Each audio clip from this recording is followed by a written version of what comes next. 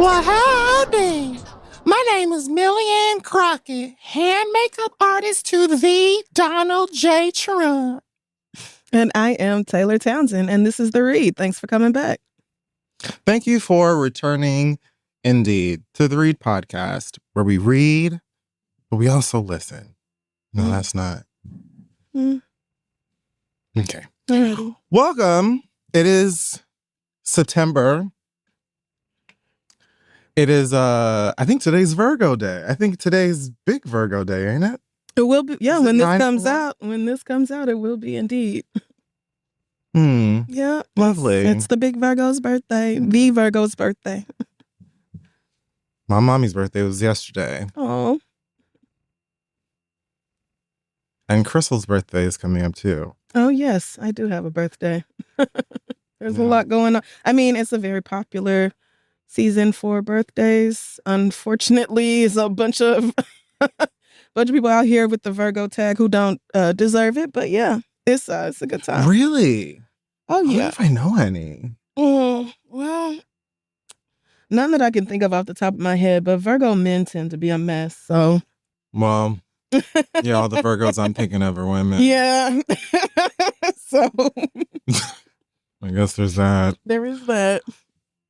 Let us do some Black excellence. Today I'm going to give Black excellence over to Kendall Ray Johnson, who 4 years ago earned title of Georgia's youngest certified farmer, breaking ground in agriculture. Ever since, now 10 years old, Kendall's receiving a full ride scholarship into an HBCU at that. Okay. Yes. She most recently was part of a national college tour with the U.S. Department of Agriculture. And she visited She visited South Carolina State University. And blew everyone away because she's sickening, fierce, impressive, knowledgeable, and focused. They awarded her a full scholarship valued at $83,000. Amen. Those United States dollars. Oh, I know that's right. And South Carolina State President Alexander Conyer said that we were genuinely inspired by Kendall Ray's focus and maturity. At 10 years old, college, university is already secured for her. And baby, I know them Greens are not going to be playing no games. I mean, 10 is Grown with great. care. Wow. I love that. Yeah. Farmers in my Is she town. going now, or is this for like when she graduates high school? Maybe this is for when she's ready. Okay, because it sounded like they was like, girl, come start growing shit immediately. Yeah, today, please. We need all the help we can get. Have you heard? Good for her. I know her parents are like, woo! Thank you, God. Thank you, God. Our baby was like, yeah, let's figure out how to grow them berries and such. Because this is a huge relief to not have to worry about college costs. So, Girl, baby alive. man, congrats. Well, shout out to this little princess in Georgia, Little growing doll. Karen and raising cattle and doing all the cool farm things. That's wonderful. Farming's fun. I've had when I was in the hospital for a bit, I was like, maybe I could just tap into my ancestry and run away and live off the fat of the land, and because I know how to do it. Yeah. I mean, for the most, I know how to tend. I really didn't get into the business aspect of it. Didn't go into town and shit. Yeah, it is not something I would ever want to do. Yeah. Full-time farming and living off the land, as people say, that is some extremely backbreaking work. Tending to animals and crops and things like that. You got a lot of shit to worry. I think a lot of people got an idea of it Why is with... Khalees so fine? I'm just joking. I was about to say, please. Khalees been fine. kidding. I don't think she could not be fine. But yeah. Right. This is very impressive for a 10-year-old to take such an interest in something that, everybody, we're always going to need agriculture. People are always going to need food. So Wouldn't you know it? can you believe it? So yeah, this is great because, baby, I have to look towards the future because the people in charge of things right now, I think they know less about science and nutrition than this child does. I'll be completely Science, nutrition, Baby. spelling, Basic arithmetic, I don't. I can't believe Trump is even alive, child. I don't know what they had to shoot him. If Trump full of. dead was a great meme. I had a good time with it. I didn't believe it. No. But I think that's why. Same. Because y'all did the same thing with Princess, what's her name? William's wife. Remember when they thought Princess Kate was dead? Meghan? No. Oh, Kate Middleton. Remember when they thought Kate Middleton was dead? And she was like, I've just been in the cut because I have cancer. Please mind your business. Yeah. But for a while, y'all was like, nah, she's dead. That's a fake. Y'all done pulled out a replacement, a clone. You can't fool me. And it's like, I get it. We all There's want so many, Trump to be dead. We do. We want it bad, but I couldn't let my hopes get that far up. Me neither. Right. See? I couldn't let my hopes get, because, it looks like it's not too far away. Like, I don't see him finishing out. He's old. And a horrible person. So, yeah. And even in that press conference, he didn't look right. Like I get it though. I do. Because nobody will celebrate harder than I do. Was it last week that you said that shit and made me laugh? That same day I went to the gym and one of my friends at the gym was like, I think the nigga's dying. No, I think he's right at the yeah. I bust out laughing because I was like, my co-host said the same thing. We all want it. I was crying. We all want it. And it's of course it's a huge possibility. He's a terrible old bitch. Yeah. It's only a matter of time. I didn't think he was dead. So the meme was He really funny. had a stroke. I didn't. Yeah. Yeah, I think he's sick. But yeah, he's old and awful. Why wouldn't he be? Yeah. But the meme "Is he dead?" really was fun for me because I'm like, of course he's not, but this is really funny. Because no one was like, "What do we do?" It was all just like, "Oh, well, that hand, look at it, crazy. Yep, and it's turning colors. It's gonna fall off. It's JD Vance giving him Wellbutrin, and JD Vance talking about he can't wait to be president. Excuse us. What do you mean by that? I want that bitch out of here bad though, y'all, please. I have a bottle of champagne waiting. Victims? Yes, I did. Them girls said, and find the list or we'll put it out our damn selves. So please don't fucking play with us. That one lady who I think her name was Haley or something. She stepped up to the mic and said, Donald Trump, I'm a registered Republican. Not that matters because this isn't political, but I just want you to know from that perspective, I cordially invite you to come and speak with me so that you know this is not a hoax. This is real trauma. And we all know that that man just be saying shit. We all know good and goddamn well it's real. That's not even up for debate. Yeah. He said it was irrelevant. Okay, he said the same thing about the woman who was suing him for sexual assault too, and she won. So, all right. Called her ugly and a lesbian and all this, and all of that is inconsequential because you did what she said. You did. So yeah. The rest of that matters not. It just doesn't. Old decrepit bitch. I can't wait. I cannot wait for him to actually be not gone. even just hyperbolic, extra, the worst. Like when Link farts 3 times, and I'm like, you are the worst. She's the best, right? But you are actually You're on the list. Worst. Yeah. You are the worst, right? Like if Satan is keeping track, you're one of his faves. I have to believe it. Like Todd S tier. You suck, child. Because the way the country is going to erupt, it's going to be block parties in this bitch. I saw a post on Threads that was like, I hope it happened on 9/11 so people whose birthdays on that day can have something to celebrate because it's been... I'm having a festival.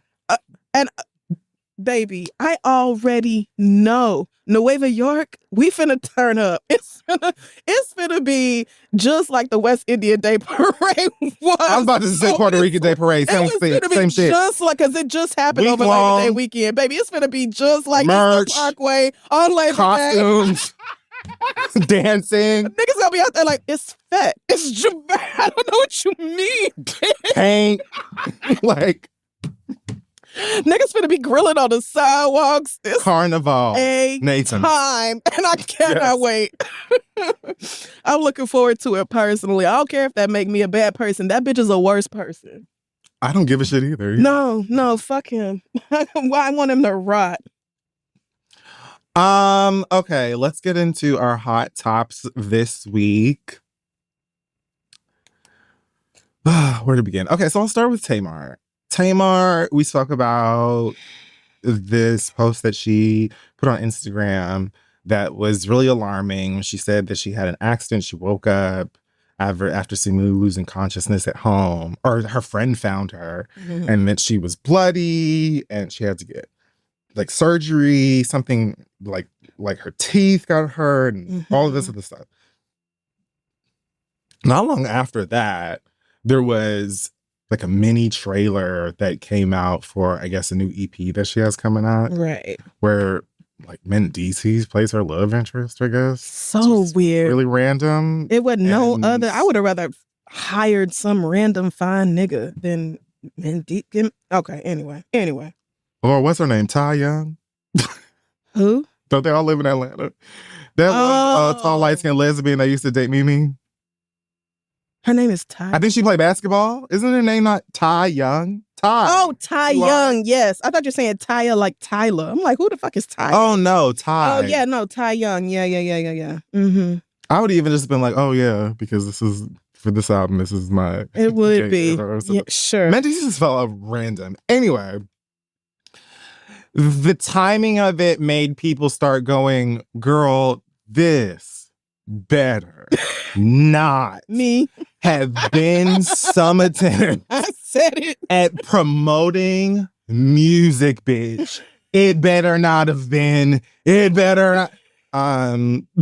She insists that she's not promoting anything, that she really did get hurt. She still isn't entirely sure what happened. She was like on live, I think, doing her makeup and talking about it and just being like, what kind of drama am I creating here? Like, I am still trying to figure this whole thing out. It's really scary. She starts getting really emotional and crying. And even that, people were like, well, I don't see any bruising or swelling on her face, so I don't believe her. And I'm like, well, she's putting makeup on. You might not see bruising, especially if, I mean, and how long ago was this fall?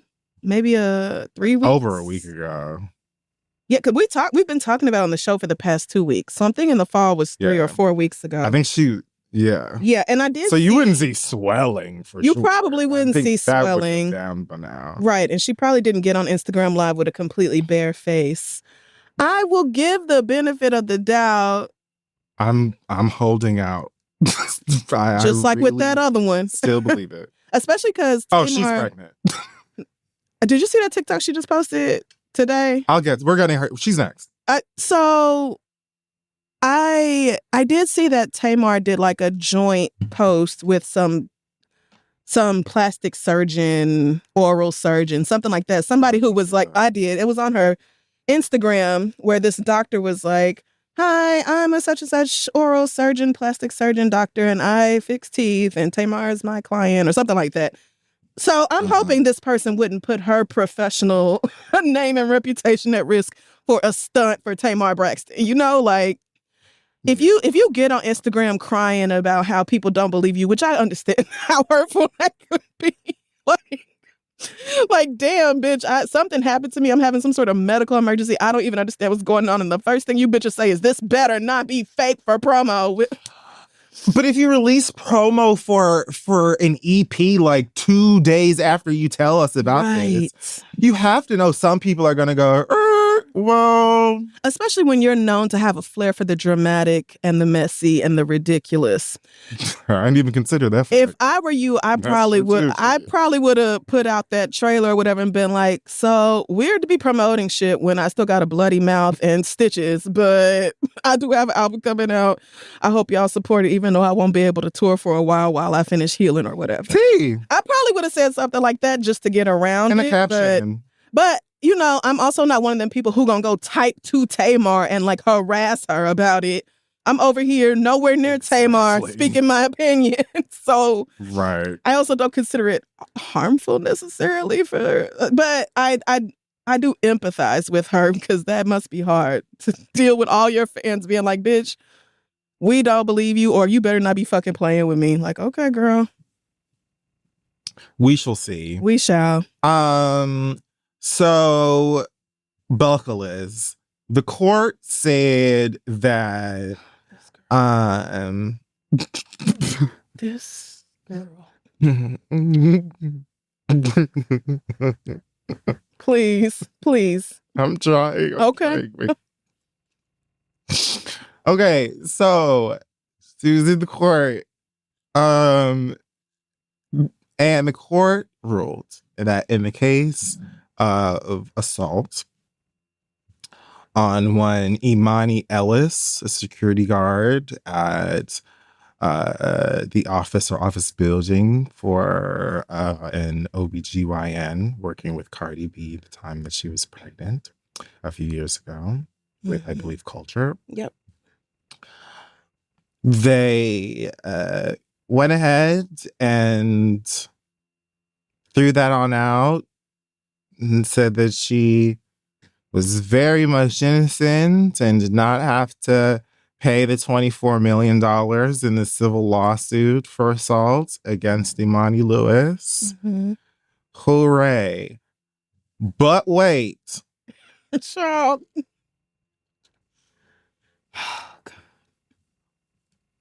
She didn't touch the curb. Child, I couldn't believe this shit. I could not believe this shit, my nigga. I could not. I said, there's no way I'm witnessing this. This planet is the funniest goddamn speck It is a joke. in the cosmos. It is hilarious. This is the funniest place in the universe. This lady did not touch the curb before she threw some shit at somebody else. I'm delighted. This was fierce. I can't believe it. So she's walking out in a very, another cunty Tim Burton-esque She always suit. looks great. Always looks great. And I mean, this lady's pregnant. She's pregnant. This lady's pregnant. But I personally don't give a shit. And I'm not surprised. So or invested. So some people are. One of them is an alleged reporter who decided to scream at her if the baby was Offset's or Stephon Diggs. Insiders are claiming that Offset is publicly bragging about getting you pregnant for the 4th time. Do you foresee any paternity issues with Stephon Diggs? I don't know if it was a pen. I don't know what this thing, whatever was in her hand. She tossed it in the direction. Somebody else. Yeah. And she tossed it in the direction of the reporter. And then she, chastised him and said, do you hear any women ask me questions like that? Why do you feel like as a man it's your place to ask me something like that? That's fucked up. You don't have no manners. Act like somebody raised you. She'll leave. Yeah. Act like somebody raised you is funny. Coming from someone who just threw an ink pen at somebody else or asking her a question like, when are you going to act like somebody raised you? You stay in court. You're wearing the same outfit. Minutes ago, girl, you dodged 24 M's. And you got another for this same shit. You stay in court. You are always getting sued. The lady suing you came out right behind you and said, well, baby, you better know that we're writing that appeal today. It'll be in the hands of the girlies today. Oh, Lord. I'll see her next week. Of course. Lord God. Let's see how that goes. You go right back into court with this same lady now who feels empowered because you could not help but throw something at somebody who, yes, asked you a shady and disrespectful question. Yeah. But you have been Cardi B now for a while. Too you have long. caught a few of these cases now. Mm-hmm. When is the self-restraint course? When is the anger management session? When do you talk to the lady about controlling yourself, if for nothing else but staying out the courthouse so you have to pay people millions of dollars? You couldn't even get in the car. I couldn't believe that shit. Like, girl, you are leaving the courthouse. The security was looking like, I know, you know what? I'm never not gonna have a job. I know that security guard bent down to her and said, "Bitch, are you absolutely serious?" That was her lawyers. Her lawyers were like, so you just want to keep, we can't work for nobody else. We're just constantly gonna be putting out your fires, girl. What are you doing? So her attorney said, "Get in the fucking car. Shut up. Get in the car." You know how most people would just ignore that while reporters are shouting whatever to them and cameras are flashing? They just kind of hide their head or walk out with their head high, either way, but they march towards their vehicle, get in, and speed off somewhere. They literally don't talk to them reporters, journalists, nosy bitches, fans, whoever else that's sitting outside the courthouse waiting. Like, they got their shot. That's all that matters. Why did you even speak back? And you know what really killed me? So she just did an interview with Billboard, and they said, you know, it's been 7 years since invasion of privacy. What has changed about you since then? How have you grown? And she said, I've learned to control my emotions and understand how life works and how to play chess better. You've learned to control your emotions? Are you sure? Because somebody just got on your nerves asking a question that you've read probably millions of times online, this question of like, are you pregnant? And if so, by who? You came across that in real life and immediately threw an ink pen at the person who asked it. But you've learned to control your emotions. That must be, you must be controlling your emotions in private where can't nobody else see it. Because in public, you're acting like the exact same girl. Yeah, that's what really matters, huh? And it especially as far as the courts are concerned. So she did a TikTok. Did you see this TikTok she did after court where she took off her blazer and she's very clearly wearing this padding? No. So she did put out that TikTok yesterday, and she's dancing to whatever her new song is, Bodega Barbie or whatever it's called. Not the Jay-Z song? No, not Imaginary Players. It's some song she's teasing. I guess she's teasing some song from her new album. Okay. But she's obviously wearing some kind of square-shaped padding under her outfit, so either... She's pregnant. So, right. My first thought is you are pregnant. You're just playing it up for the drama or to throw people off about how far along you are, whatever else. And you know people are speculating. So you wore this padding, knowing everybody would be able to see it in this outfit. Like the way she got out the car when she was going to court, it was almost like she wanted to put her hand on her belly and she was waddling up in that bitch. So I think she wants to drive confusion about it. I think she wants to troll people about whether she's pregnant. Maybe she's not, and am I the drama is the thing. Perhaps, which, like I already said, would be deeply annoying, but I didn't even consider that there was a third possibility of her not being pregnant and also not doing this for the sake of promoting an album, but doing it because she's just childish and thinks it's funny. That didn't even occur to me. But I think now I'm thinking like that might be it. But I'm tapping out because Cardi B. Maybe it's a merging of two, where it started as that, and then someone could be was like, "Hey, what if we just make the album, call it "Am I the Drama," and do a whole thing with it?" Sure. My thing is, I'm not a big enough Cardi B fan to go back and forth with tricks and games. I don't like that. That's not funny to me. Yeah, me neither. I'm not entertained by it. Even if I was. I don't find it funny. So you can go over there, be a troll, be immature, and act like a little kid all you want to. It's a free country. My point is, you're 32 with 3 impossible kids, and I'm not seeing the growth here. And so all the things I said about Nicki Minaj when Nicki was acting like a fucking dumbass in every interaction with you and taunting you and trolling you and all that shit, you all of that is applying to you as you are now in your 30s, a grown-ass woman with multiple fucking kids and still acting like you did when you first came out. I'm not talking about showing your real personality, being a ghetto bitch, cussing in interviews, blah, blah. I don't care about none of that. I'm talking about your fucking antics, the shit that keeps you in court. I'm mildly annoyed by this is she not pregnant thing. For you to leave court after just getting away from a case and immediately opening yourself up for another case, when are you gonna grow up? Mind blowing. Oh my God.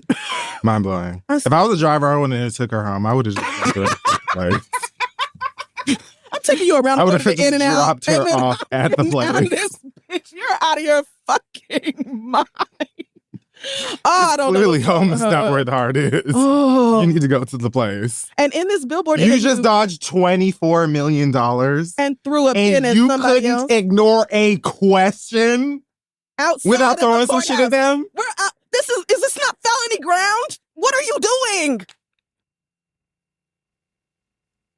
Sweetie. This needs to be addressed today. you have to go talk back to the that lady call today. that therapist back Today. and say, I'm actually not done. I thought I was done. I'm not done. in some cases, they will pencil you in somewhere, like if they have like an emergency, or they will find somebody else with a practice who might be available. Yes. You need to find because girl, baby, $24 million you could have easily given to Imani, and probably still will now. I mean, you couldn't get into the wit. You couldn't hit the curb. You were really on the sidewalk before you threw some shit at somebody else. But told Billboard how she's matured and grown up so much and she has better control over her emotions. Where? Is she the drama? Yes. Also walking out the system is one Grand Dame, Karen Huger, who has left prison after serving 6 months for a DUI. And, she's already in her Fatal Instinct drags and filming for the next season. Is she really? Yeah, they're already filming and she looks great. Oh, they were probably there when she left prison. Oh, yeah, 1,000%. They filmed it. I was about to say she's done already. I think, wasn't she supposed to be there for a year? Yeah, she did 6 months. Okay. Well, I mean, I think we all know you either got to stay away from the alcohol or give up them car keys. I'd do both.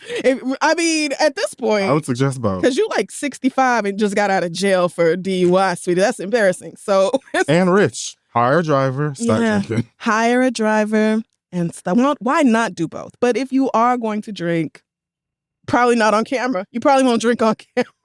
I don't blame you for not. But if you are, girl, please familiarize yourself with Uber, Lyft, calling your husband, asking a friend for a ride, anything but drinking and driving. You should take a break from drinking. You wait. Well, and that's what prison is, hopefully. Hopefully you wasn't drinking none of that prison. That's a good point. Hopefully you wasn't drinking none of that jail toilet water concoctions them niggas be coming up with behind bars. You don't need rehab. You was just in rehab. You should be sober. You should be clean. Kombucha. But this is so avoidable, especially when you have money. DUI really is so stupid, especially when you have money. It was terrible. So avoidable. But okay, I mean, I will probably tune in to Real Housewives of Potomac though to see the storyline from here. So I know Andy Cohen's somewhere rubbing his hands together, kicking his feet in the air. No, you know it. On Sniffies right now. Great. Shut up. Fans have been noticing that Lil Yachty seems to have different energy towards fans during his meet and greets. He seems to be warmer and more interested with his female fans, looking them in the eyes, speaking to them, smiling, putting arms around them. And there's like a little TikTok clip someone made to compare him meeting with the ladies and then meeting with the guys. And in many of these interactions with men, he's looking down at his phone. Yep. Gives them a simple dab. Don't even look to these niggas, speak to these niggas. Okay. And of course, most of the people who are like, well, what's the big deal? Are guys, because they're like, is he supposed to make out with them? What do you want him to do? Okay, so two things for that, right? In my opinion. One, it's insane anybody's spending their hard-earned money to meet Lil Yachty. There you go. Two, there you go. no, he does not need to make out with any of them or pull his dick out or do whatever Chris Brown does at his meet and greet. No. But he could, at the very least, put his phone away, look them in the face, and say, on your phone. hello. Hello. Nice to meet you, man. Thanks for coming to the show. Blah, blah, blah. Hope you have a great time. Simple. I thing. appreciate that you reached down into your pockets in the middle of whatever the fuck this economy is. Right. And spent more money on top of your concert ticket to just be in my presence. Hi.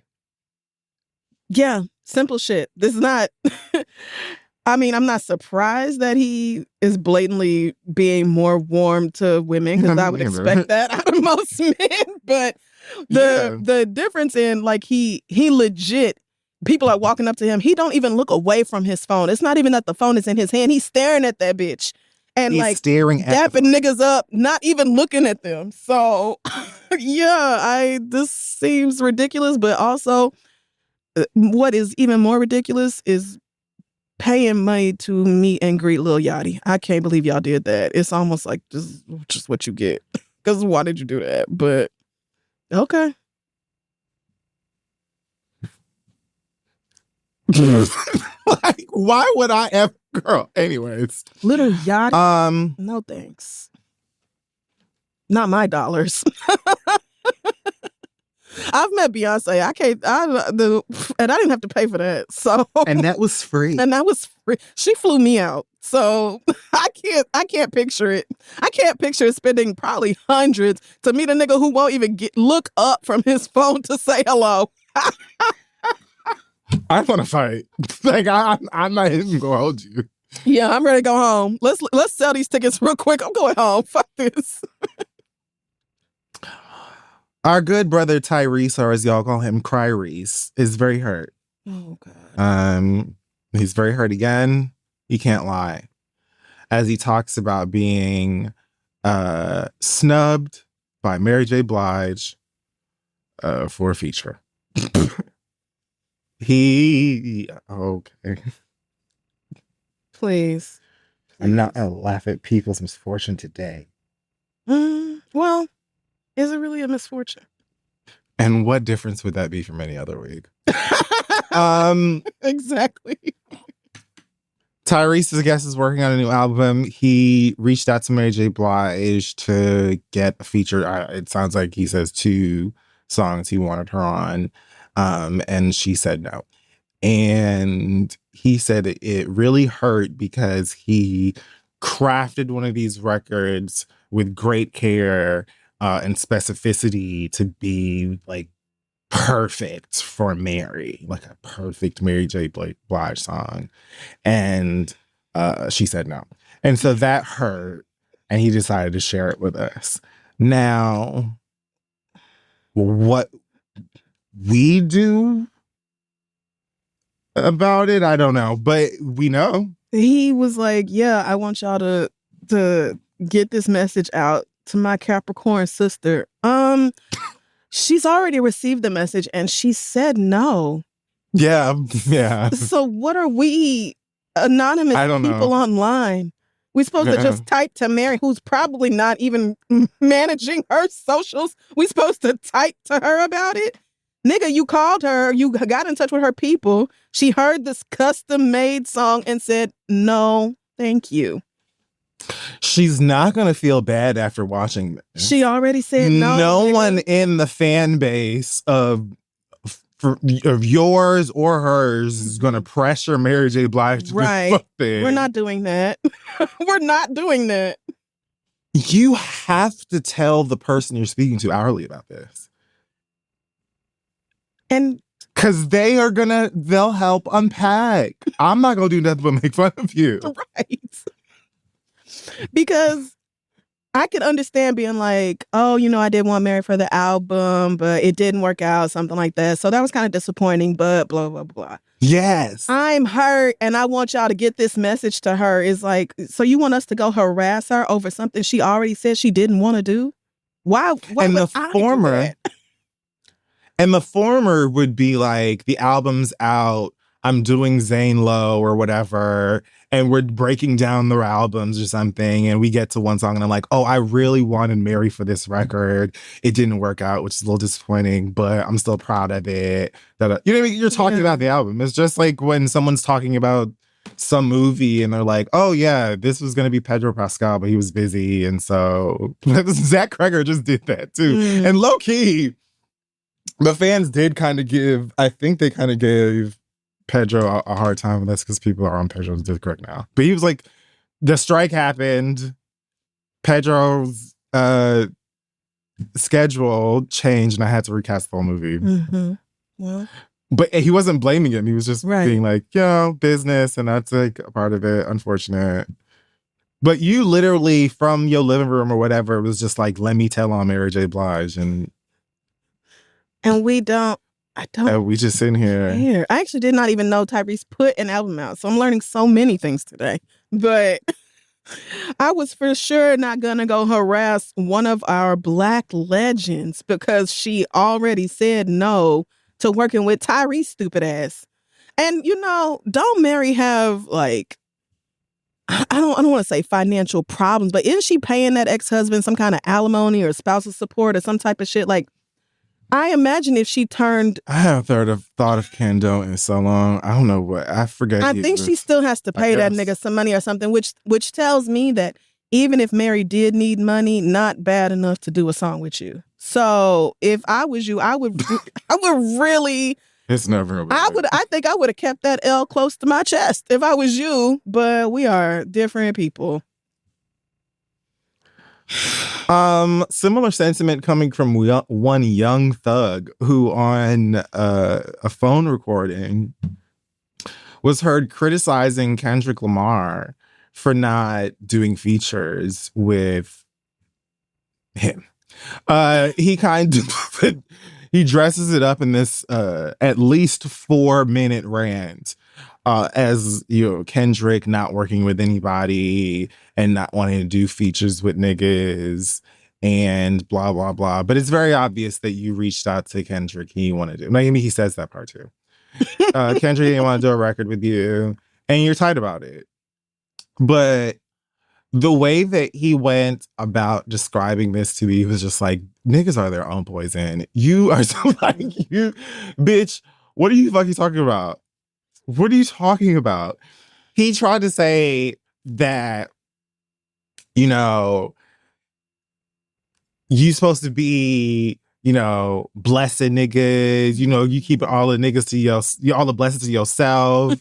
You supposed to be, blessed all these other niggas. And that's why niggas will never be bigger than Drake ever in life. And so I don't know how old this commissary is, but not that. Yeah, it's not that old. But, if you did a song with me, if he did a song with Lil Baby or 21 Savage or Moneybag Yo, that's how you'll get the world to fuck with him. Moneybag Yo. And I like a lot of Moneybag Yo songs. I've never heard a song and been like, oh, Moneybag Yo should have been on this. Or Kendrick Lamar should have been on this Moneybag Yo song. Like, but he's like, oh, if you do songs with these people, that's how you get the world to fuck with you, not just the rap world. That's how you get players to fuck with you and the bad hoes to fuck with you and and I'm just listening to this poor dumbass. Yeah. I'm like, Yeah. Y'all really have to get help. You have to get real help because you, a lot like Cryrese, are upset because someone with immense talent and immense respect in the industry passed up on collaborating with you. You've taken that very personal when in fact it doesn't need to be personal. People could just not want to. People can be busy. People can hear a song and just not like it. It doesn't mean your mama should have never had you. Like, it's just, although I don't.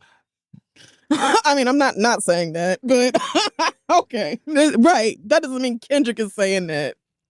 You crying about it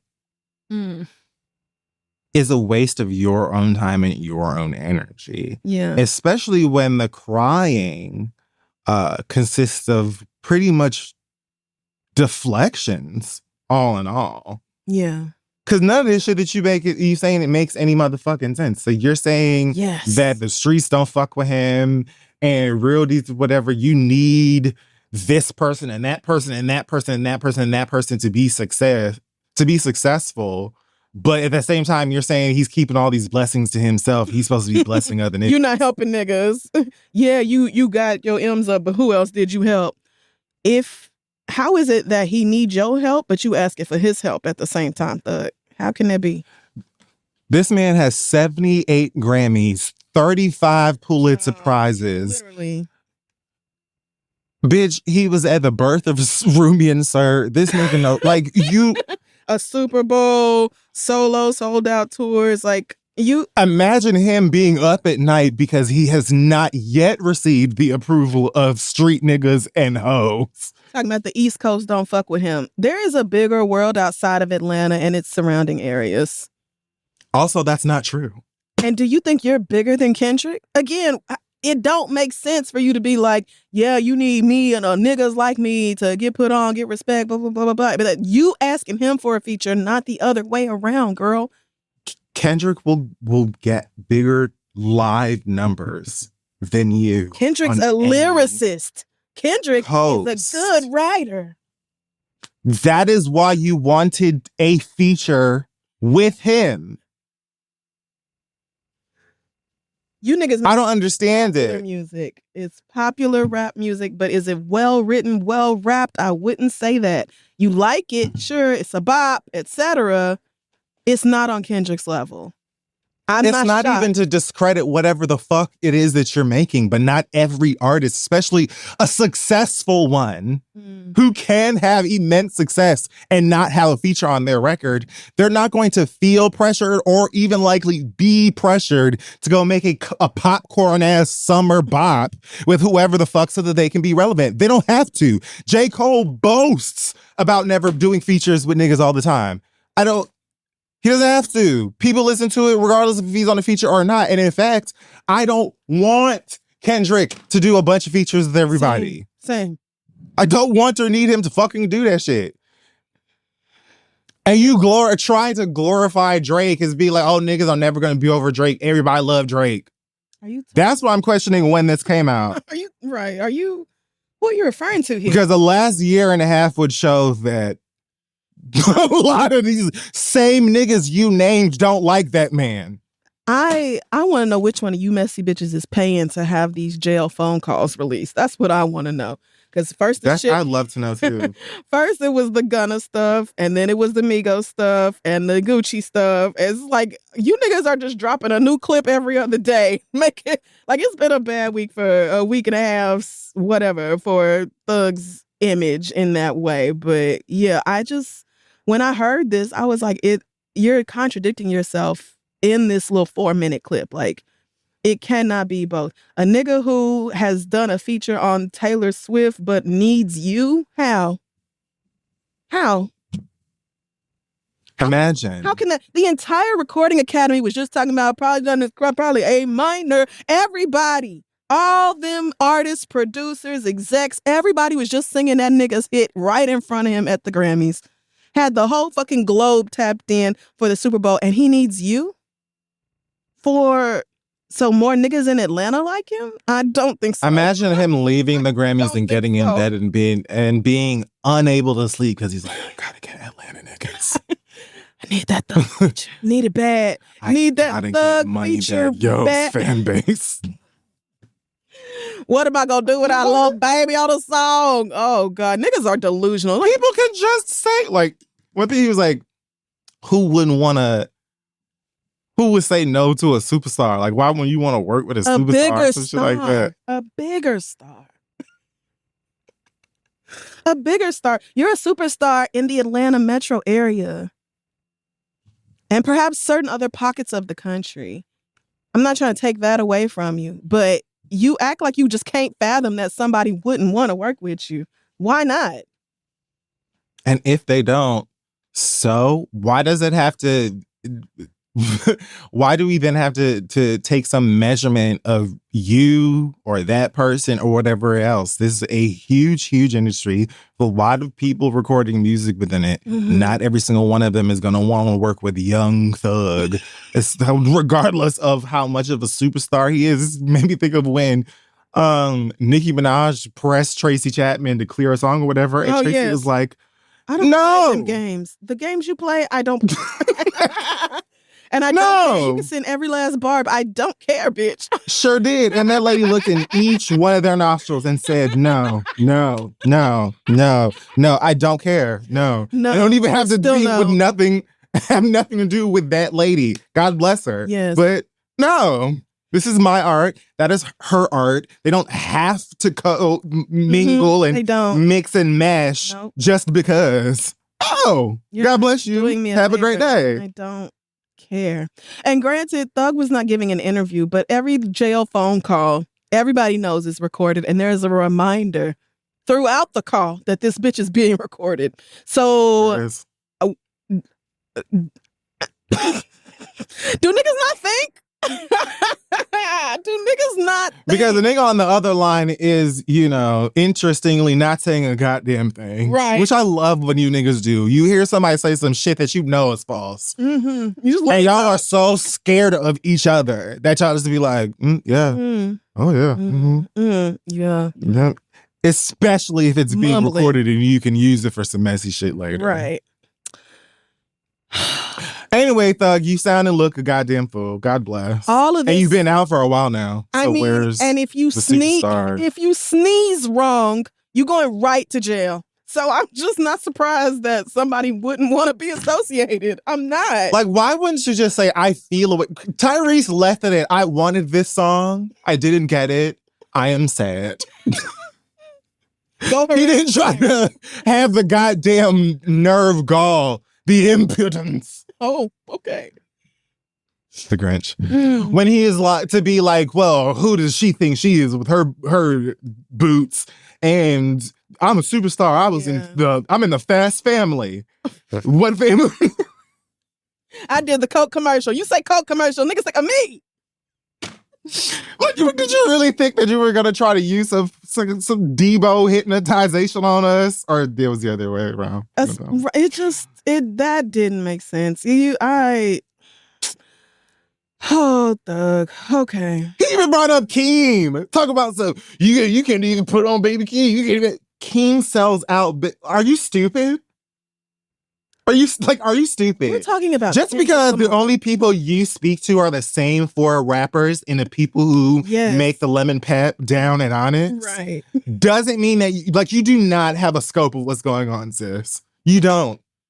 Keem is performing in arenas and stadiums in Paris and shit. Are you good? No. And he's a better rapper than you. The world is bigger than Atlanta, Georgia. I don't think Young Thug. Atlanta's big. It. Yeah, and influential. That's probably the problem. But that might be the issue. But it's so big, it's so fierce, it's so influential that maybe you forget. Yeah, but there is a whole wide world outside of Atlanta, and it doesn't revolve around you. Who don't want? And Moneybagg Yo ain't from Atlanta. I am, and neither is Thug. Neither is 21 Savage. He's from Yorkshire. He's from Essex. Right. Yeah, in it. So get us out of here. What an idiot. 21 is talking about in it. Literally, nigga. That was brilliant. God, what a dumbass. Did you hear about this August Alsina shit? No. Let me Google. How bad is it? So August Alsina, it's bad. August Alsina is dating this very handsome young man that I did not realize was as young as he is. Oh, God. He's 22 years old. How old is he? Found this out today. 32. Oh. Ooh, 33. Today's his birthday. Right. I didn't know that. Yeah, you just spoke about Virgo men. Here it is, right here in the sauce. God will always show up. No, God is like, wait a second. Not So that. Oh, and he got a baby. I read the ages thing first before I even got into what the story was about. And that's why I realized that this boy was so much younger than him and so young, you know. And I was like, oh, 32, 22 is interesting, August. Baby, how about he posted like a I guess it was like an anniversary thing, or maybe they're engaged or something. Whoa. And he put somewhere in the caption 5 years in. We will have known each other for 5 years towards the end. That's what of he's the saying year. now. That's what the boyfriend is saying. Okay. But So August commented that they were 5 years in. Okay, got it. So niggas were like, okay. Even I don't know much about algebra. He just turned 18. But I know. So the boyfriend did this long iOS press release where basically he said, look, I don't speak much because I don't do the internet shit. But for clarity, I was of age when we met, when we started talking. And it was more than 5 years of us knowing each other or something like that. Whatever. Like, basically, when I finished reading this, what I got from it is you're saying that the two of y'all came together, first started talking when you were like freshly 18 is the best. Right. That it would be. Yes. And then August was what, 28? Oh boy. Because again, before the question of was this illegal came into my view. Right. I was like, ooh, that age gap is something. It's kind of strange. Right. I mean, so that's kind of where they're at. I try to let grown people do what they want to do because Lord knows every time I talk about age gaps, y'all tell me I'm too strict. So too strict? Too strict. Yes, that I'm too strict. That I am, as long as everybody involved is over 18, then everybody is grown. And it's like girl, right. And that's immediately where y'all lose me. I think 22 and 32 is inappropriate, especially if y'all have been together for 5 fucking years. But holy fuck. If you gonna get up here and both of y'all are on different, I'm looking at Vibes write up of it, and it looked like August is on Twitter talking about Zoo lied to me about how old he was when we first clicked up. Yeah, he did say that.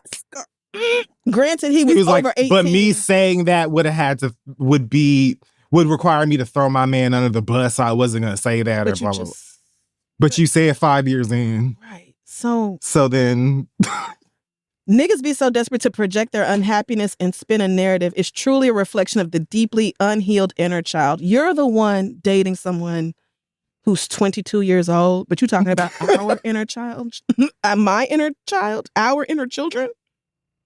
It's just, the math is looking funny, girl, but I don't know neither one of you niggas, so. All I can say is this, right? Okay.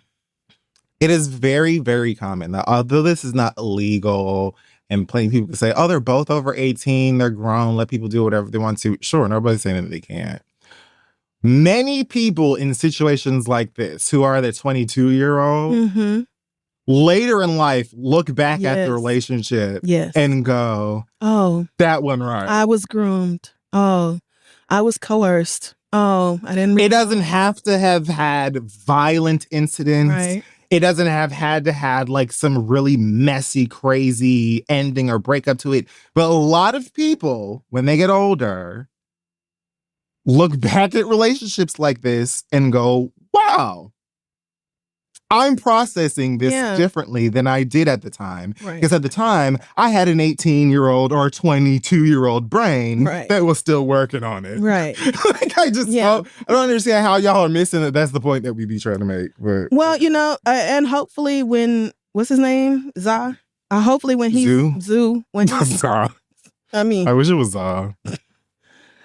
hopefully when you're 42, you'll be like, yeah, that was fully a relationship that I was grown and knew what I was doing, blah, blah, blah. Like, hopefully you won't look back on it and be like, damn, what was I doing? Yeah, I hope not. But that's what a lot of people's concern is when they see things and express it. Sure, some people just mouthing off for, shade room antics and stuff. Mm-hmm. But a lot of people who do have something to say about these relationships that some would consider Crissle strict for content aren't being strict as much as they're saying, right, hey, girl, why would a grown-ass motherfucking almost 30-year-old nigga be your 18-year-old face? Especially because the older you are, the less I care.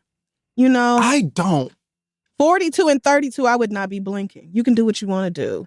Yes. 35, 45, 55, 65, et cetera, et cetera. Deion Sanders and Carucci. Deion Sanders and Carucci. I don't understand how she's licking them wrinkled balls, but if she wants to... Oh, they're all wrinkly. Right. Somebody heard that and said, which balls are smooth, bitch? Yeah, bitch. Whatever, bro. I wouldn't have told nobody that he lied to me about how old he was when we got together, but he was still over 18. So why the fuck did he lie? Something seems off here, girls, but all right, y'all fucking got it. Yeah, that doesn't help either. It does not. I hope that they are having a good gay time over there and everyone is safe. Yeah, I hope it's a healthy dynamic. I don't have high hopes, but I do hope it. Okay. That's a read. This I haven't really watched yet. It's Drake talking about his abs. And that's a read. Okay, I'm done. Okay. Amen. Thank God. Yes. That's going to be it for the Hot Tops. We will be right back. All right, folks. We're back and it's time for your mess. Lord, yes, it is. Send your letters to asktheread@gmail.com. We may read them aloud on the show. We do have a couple of updates this week. One is from Carrie. If you'll remember a few weeks ago, Carrie wrote to us about how somebody flipped off her daughter, honked the horn, and so she followed that woman into her driveway and had a confrontation and wanted to know if she was being a Karen. What she got? So Carrie wrote back and said, child, almost reread the letter. Hi again. Thanks for choosing my letter. First, I fully agree with your read. I was an idiot, a ginormous idiot that totally forgot everything I have told my daughters for years about being a defensive driver and to not flip people the bird or curse at them because they can literally shoot you through their window while driving away. Well, I mean, you were, but let's get into it. In a way, though, I'm glad to hear that what I thought I did wrong, which was being a Karen, was not what you guys thought I did wrong, which was, of course, being reckless. However, your read, she keeps calling it a read, which is so funny because we were just answering the question, but... Yeah, we didn't read you, but I guess we did. However, your read made me realize that even when I wrote the letter, I was still in my feelings and hadn't fully acknowledged how stupid I was and how different the confrontation could have gone. Thank you again for choosing to read this, and for sure from now on, my lesson is learned. I will control my big feelings for the sake of my kids and do better next time. Thank you so much. I love your show, Carrie. Love to hear that, Carrie. I was just about to say, this message of controlling your big feelings for the sake of your kids, pass that along to one Belle Khalees. She could really use it. We also have another update from... Still astonished. Sandra wrote us last week about the fiance and the proposal, and it was not the proposal she wanted, bitch. Fierce. And Sandra said... Fierce. Sandra said... I hope she hates us.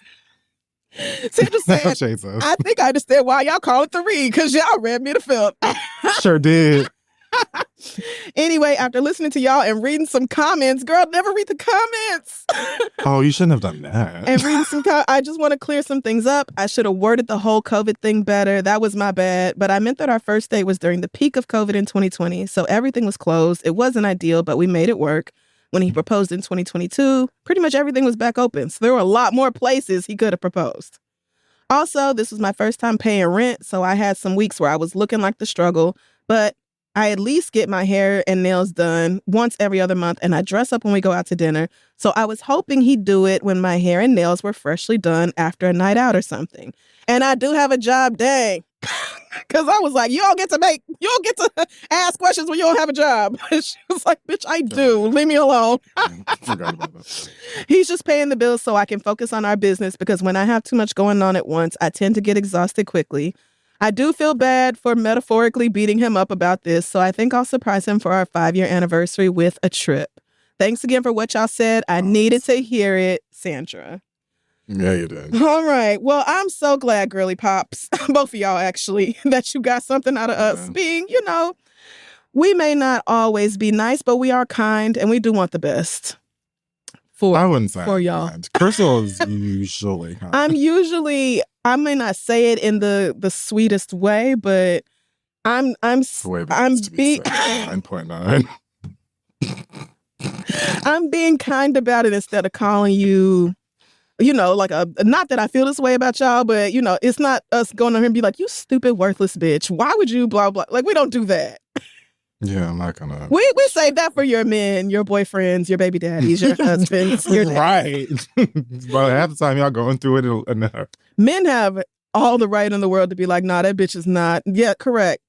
I'm much stricter on niggas every time. So, I gotta be. I have to make up for the slack because you bitch is not doing it. You're not. Anyway. Thanks for the update, girly pops. Ahmad, we are ever waiting on you, baby. But anyway, let's get to when I tell you every time I check the inbox, I'm like, Ahmad, is it you? Is it you? I have please. The chicken. I need to know so bad, Ahmad. Okay. Our first letter this week comes from Lex, who says, Dear Crissle and Kid Fury, I'm a 27-year-old femme lesbian, and I've been dating my 29-year-old stud girlfriend for almost 3 years. We started off as long-distance friends, which led to us dating and eventually moving in together about 6 months into our relationship. It was a bit fast for the both of us, but it felt right. So like most young lesbians, we U-hauled. It was real slow for lesbians, I'm sure. For the most part, us living together has been very good. It's not perfect, and we definitely have our differences, but we have so much fun together, and I couldn't picture my life without her. My issue is that we no longer have sex. As of today, we've gone 2 months without having sex, and it's not the first time that we've gone weeks without sexual intimacy. When we first started dating, we both had very high sex drives. Before moving in together, we'd have FaceTime sessions, always had sex whenever we visited each other, and when we moved in together, it was multiple times a week. Slowly, it has diminished, and I'm getting extremely frustrated.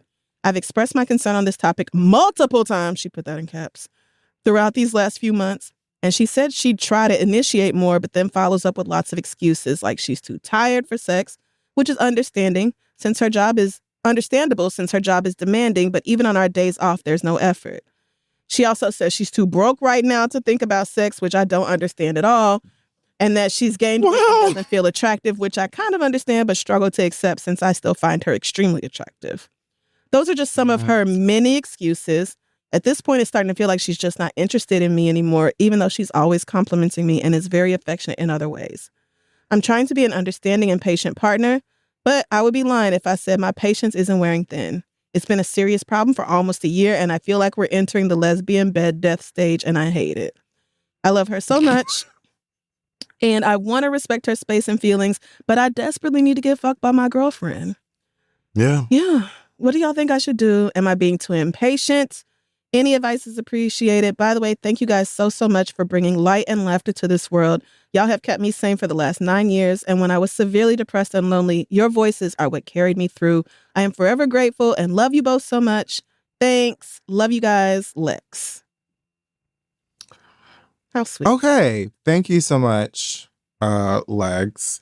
Quick question. Lesbian bed death sentence? You've not heard of that? You help? I almost said you've never heard of lesbian bed death, but why would you have?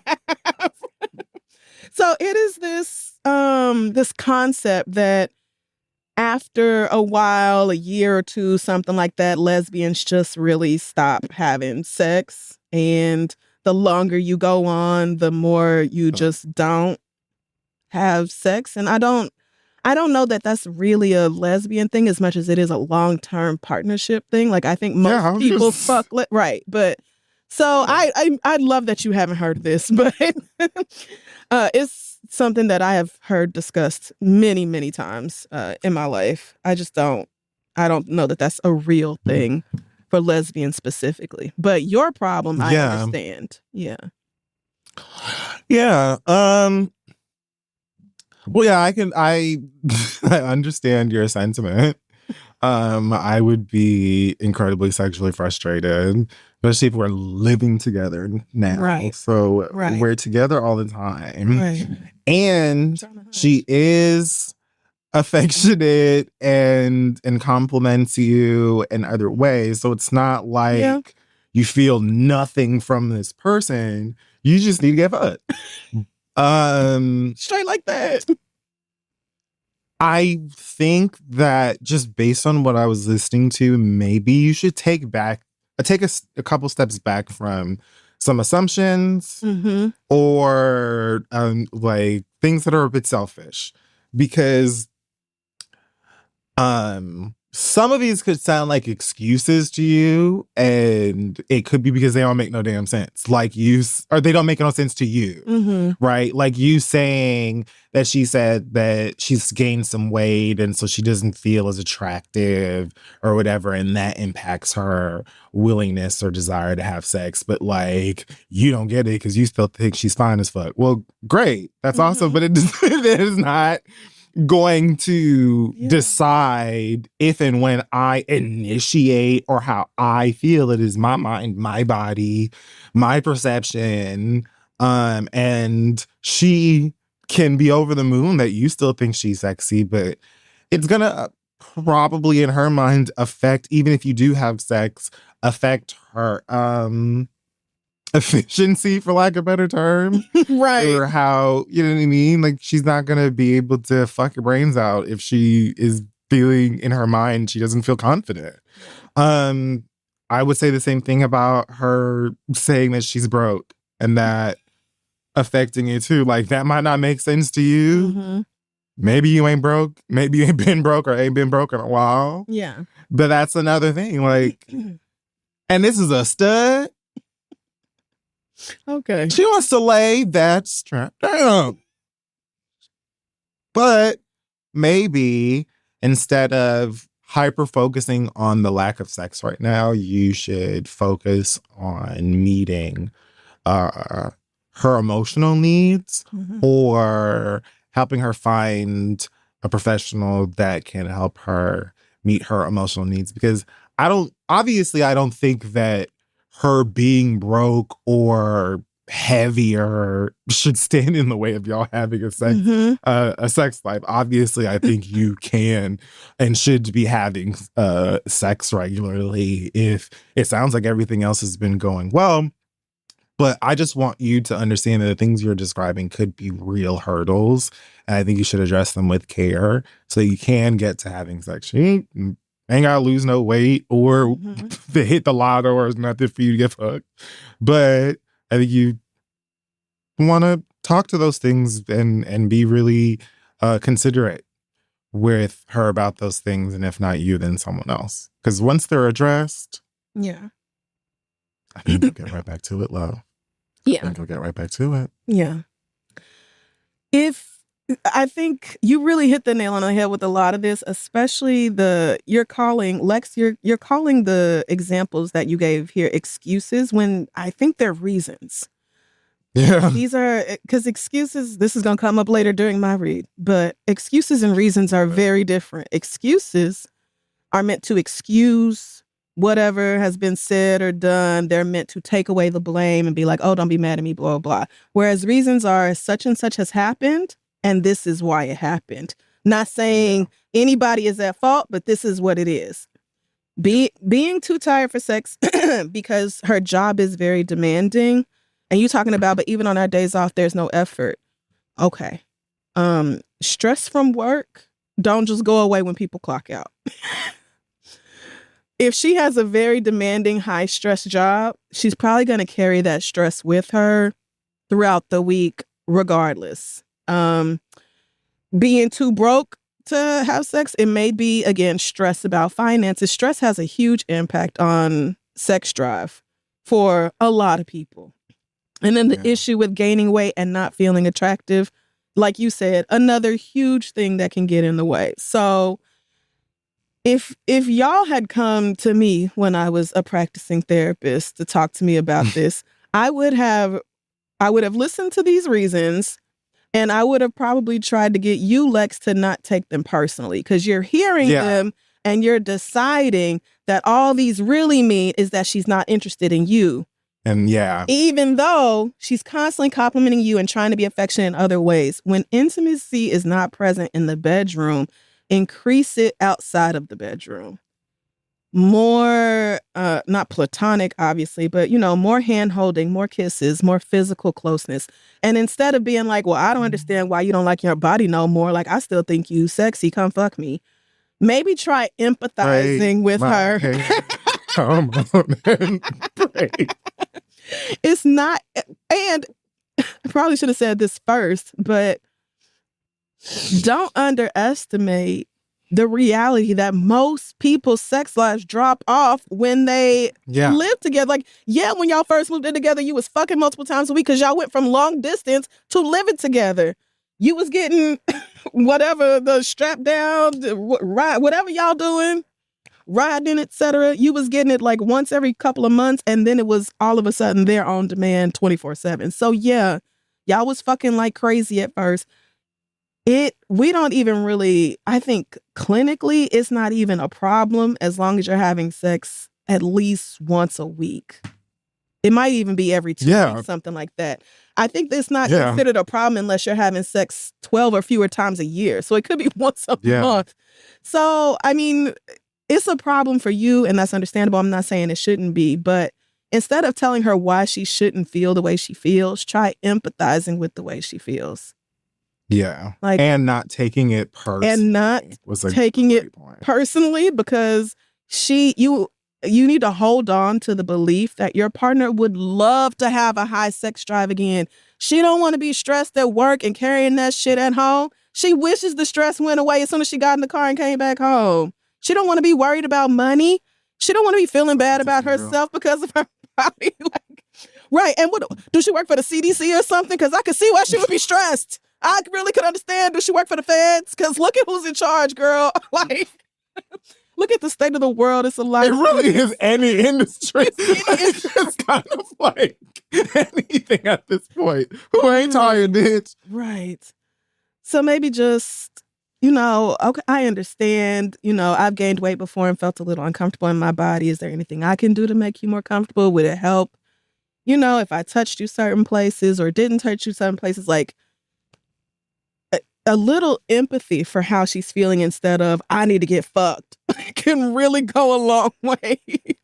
I would be such a fierce boyfriend because I'm like, I would do the stupid rom-com shit, even though I don't care for rom-coms, where it would be like, you come home from work one day and I'm just fully nude with like body paint. And I'm like, I've planned a date for us. We're going to paint hearts on our Instagram. I don't know. You are. You just saying something. Spitballing here. You are. But I would just be like, oh, you feel this way? I'm going to come up with some cheesy ass dumb shit to just let you know that you're still fine. I'm talking about when we move in, it's a year and things, sex starts to dwindle. Yeah. I'm buying costumes. Yeah. You're showing up and I'm dressed like Django. Yeah. And I'm not unchained. All right. So I'm gonna just come right back in here and wrap this up. By saying I would not set myself up to be disappointed by being butt naked with some body paint when she come home.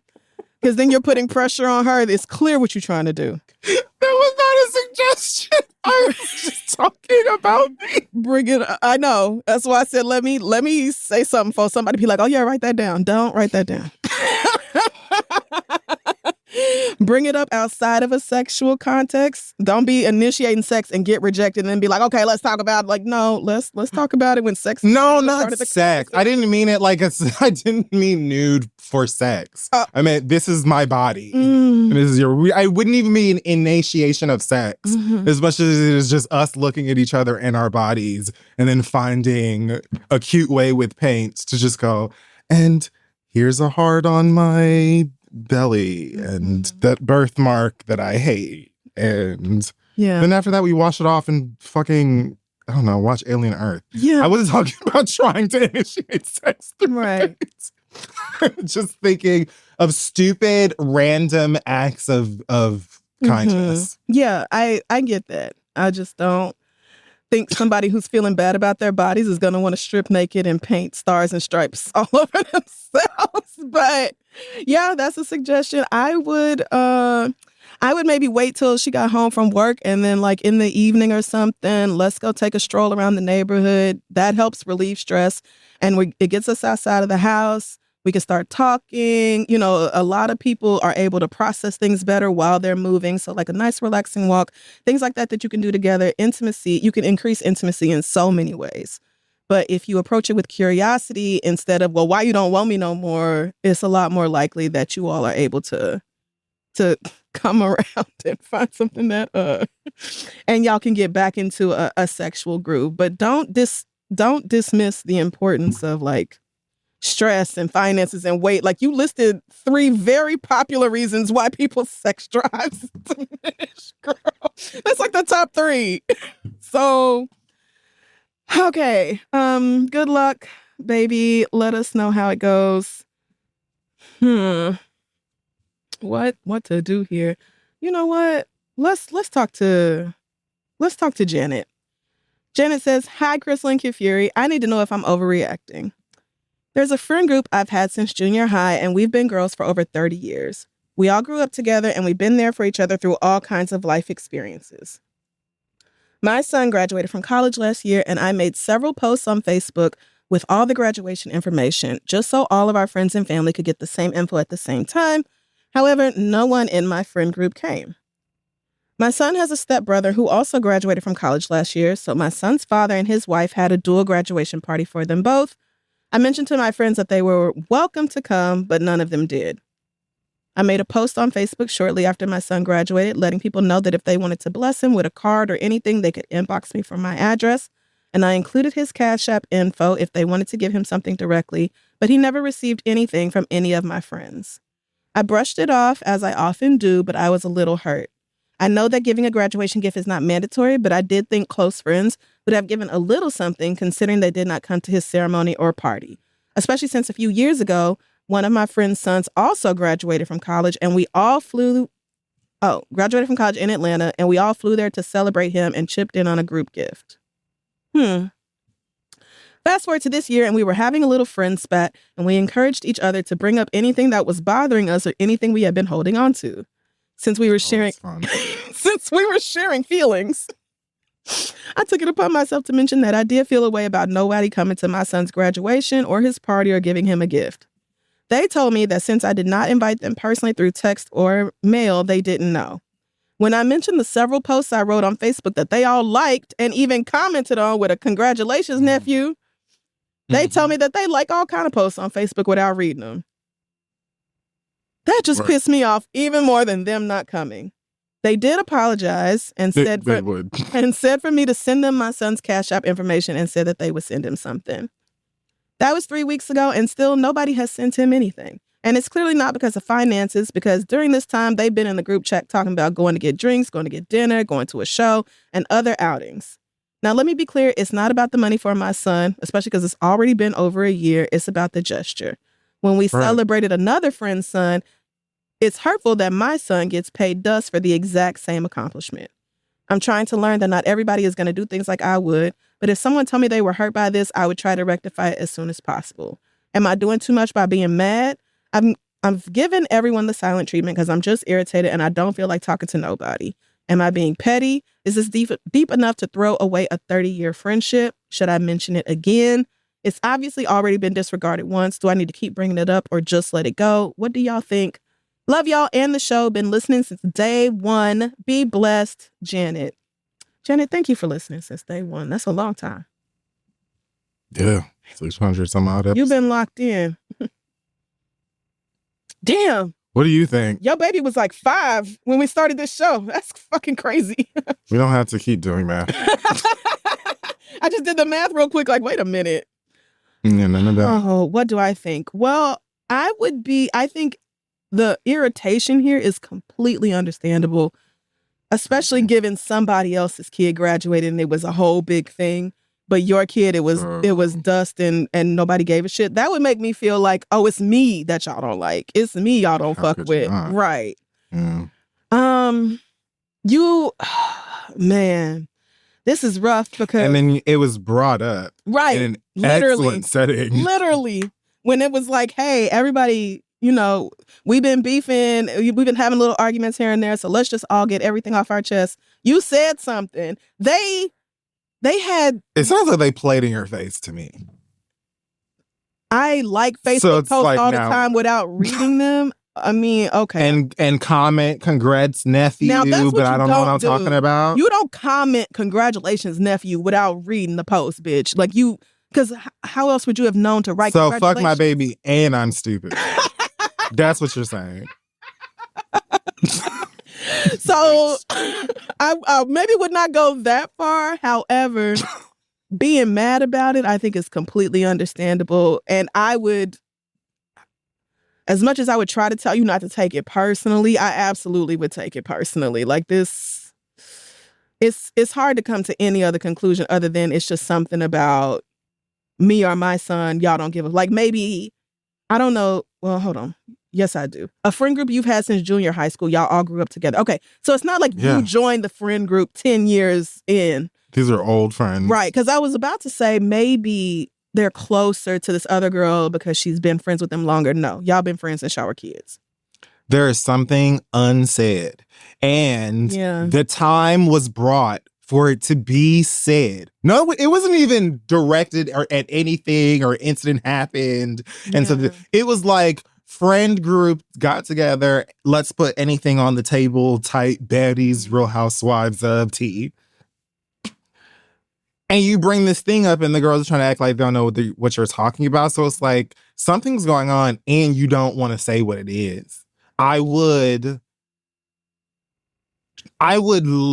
like to not take it personally, but it would be very difficult not to. I agree. Before that, and once I bring it up, no one's even like, holy shit, I completely see why you would feel that way, but girl, no.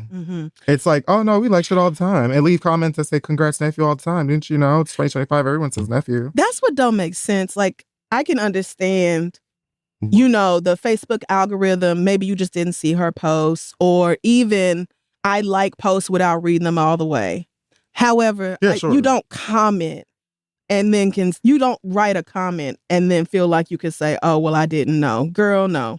I'm sorry. It slipped my mind. I didn't have no money when he graduated, blah, blah, blah. They did apologize. So that was good. They said, send us his Cash App. And you did. The fact that nobody sent him anything. Why? So why even ask for the Cash App if y'all wasn't going to send nothing? Did you fuck somebody's man and everybody agreed to get over it, but they didn't? Like, is that it? What's tea? Right. Because everybody flew to Atlanta for this other boy's graduation and chipped in on a group gift and all this. So, like. But fuck your baby. So, right. I mean. The frustrating. Because what do you mean? This don't make sense. What's going on?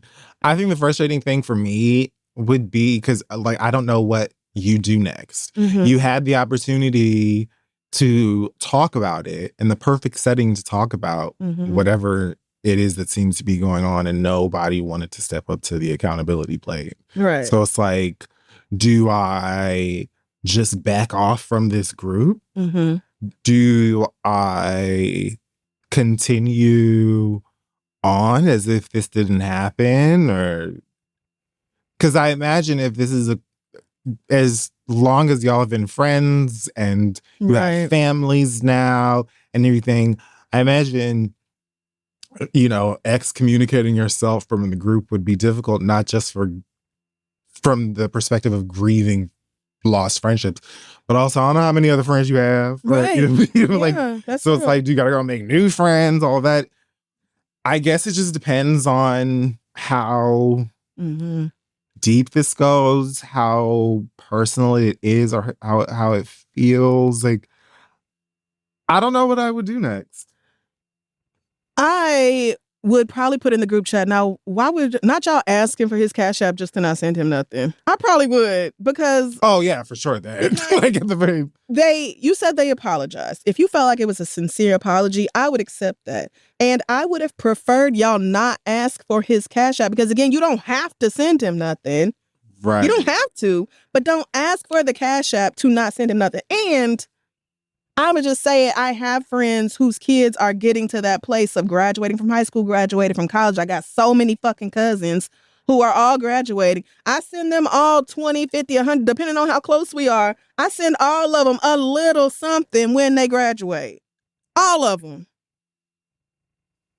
Every last one. And she said, she has no doubt that they can, because the girls be at no right. Harder. And we talking $20. We're not talking, it's not a $2,500 graduation gift. We're not saying buy him a new computer for college, move him into his dorm room. Like, I would feel a way, especially because everybody did something completely different a few years ago for the other friend's son. So I would type in the group chat, not y'all asking for his Cash App just to not send him nothing. And noted. Right. Like, I wouldn't say noted. I would.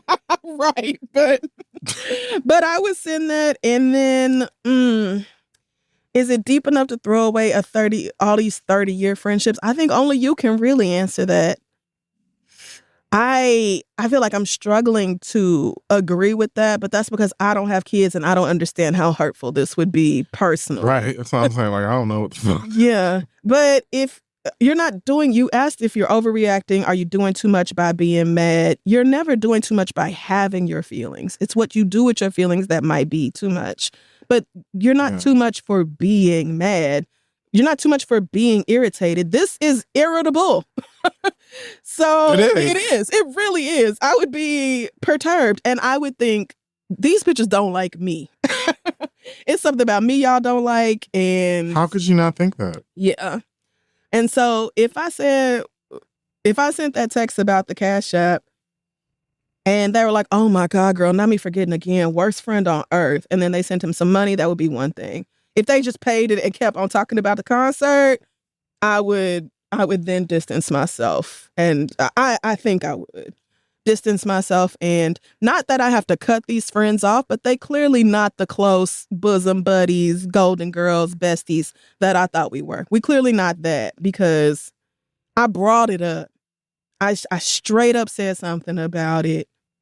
And that should have been where it was resolved as far as I'm concerned. So yeah, I don't think you have to cut them off, but I would distance myself emotionally, probably, in this situation. As painful as that would be, because I really am not understanding why they could do all that for the other friend's kid, but not for yours. And like you said, be like, oh shit, my bad. Give me the Cash App. I'll send him something. Dust. Are you cool? Do y'all not like my son? Did he get on your nerves real bad during adolescence? Because that's real. But I mean, we're supposed to all have some understanding for kids. And, it's strange. It is strange. And I mean, Girlfriends, the show happened. Insecure, the show happened. Mm-hmm. If you bitches can't joke about one of these kids being bad and writing bitch in crayon on somebody else's wall and get over it, then what are we doing here? Like, girl, what are we doing here? At first, when I saw that, I just kind of rolled my eyes, because I ain't forgot the time that your child came in my house and pulled it all up in my bed and thought it was funny, or so, just something stupid. Tony never said Maya's son name right. And not once. And Maya would have been well within her rights to smack the shit out of Tony for disrespecting her child like that, the way that she did. She said something shady back. Those were actually the love horrible. could- They were not great friends. They weren't. They really We weren't. watched Girlfriends They were like, oh so my awful God, to each other these all the bitches, time. stop being They friends. were so awful to each other all the time. This is not what your Joan friend group supposed to look constantly like. jealous, a hot mess, ruining her own life. my God. Hate anybody else to be happy. Tony, Oh, we don't have God. to speak. Tony, Jesus God. Might have been the worst of all of Lynn. them. And that's saying, Lynn, Grown, biracial, allergic to growing up. privileged, allergic to a job, allergic to her own You got income 4 and taxes. degrees. Get a fucking Addicted to job. somebody's the house. biggest mooch. Get a job, Lynn. God, that show is Maya act like she's entitled to have a job. You up here at Jones' workplace talking to this bitch crazy, coming in whenever you want to, being disrespect. Maya, this is feeling well within your right to raise your voice at anybody. who at are any you given talking time. to, sweetie? And going back and forth with the same nigga that was never going to be. Y'all were Girlfriends was really, I mean, as entertaining as some of them seasons were. My God, these were horrible friends. I need the movie. Insecure had a much better character arc as far as these girls growing up, but still being messy and having conflict. It was much more real. It was a bit more grounded. It was a different time. Well, and they grew. We watched Issa and Molly grow up.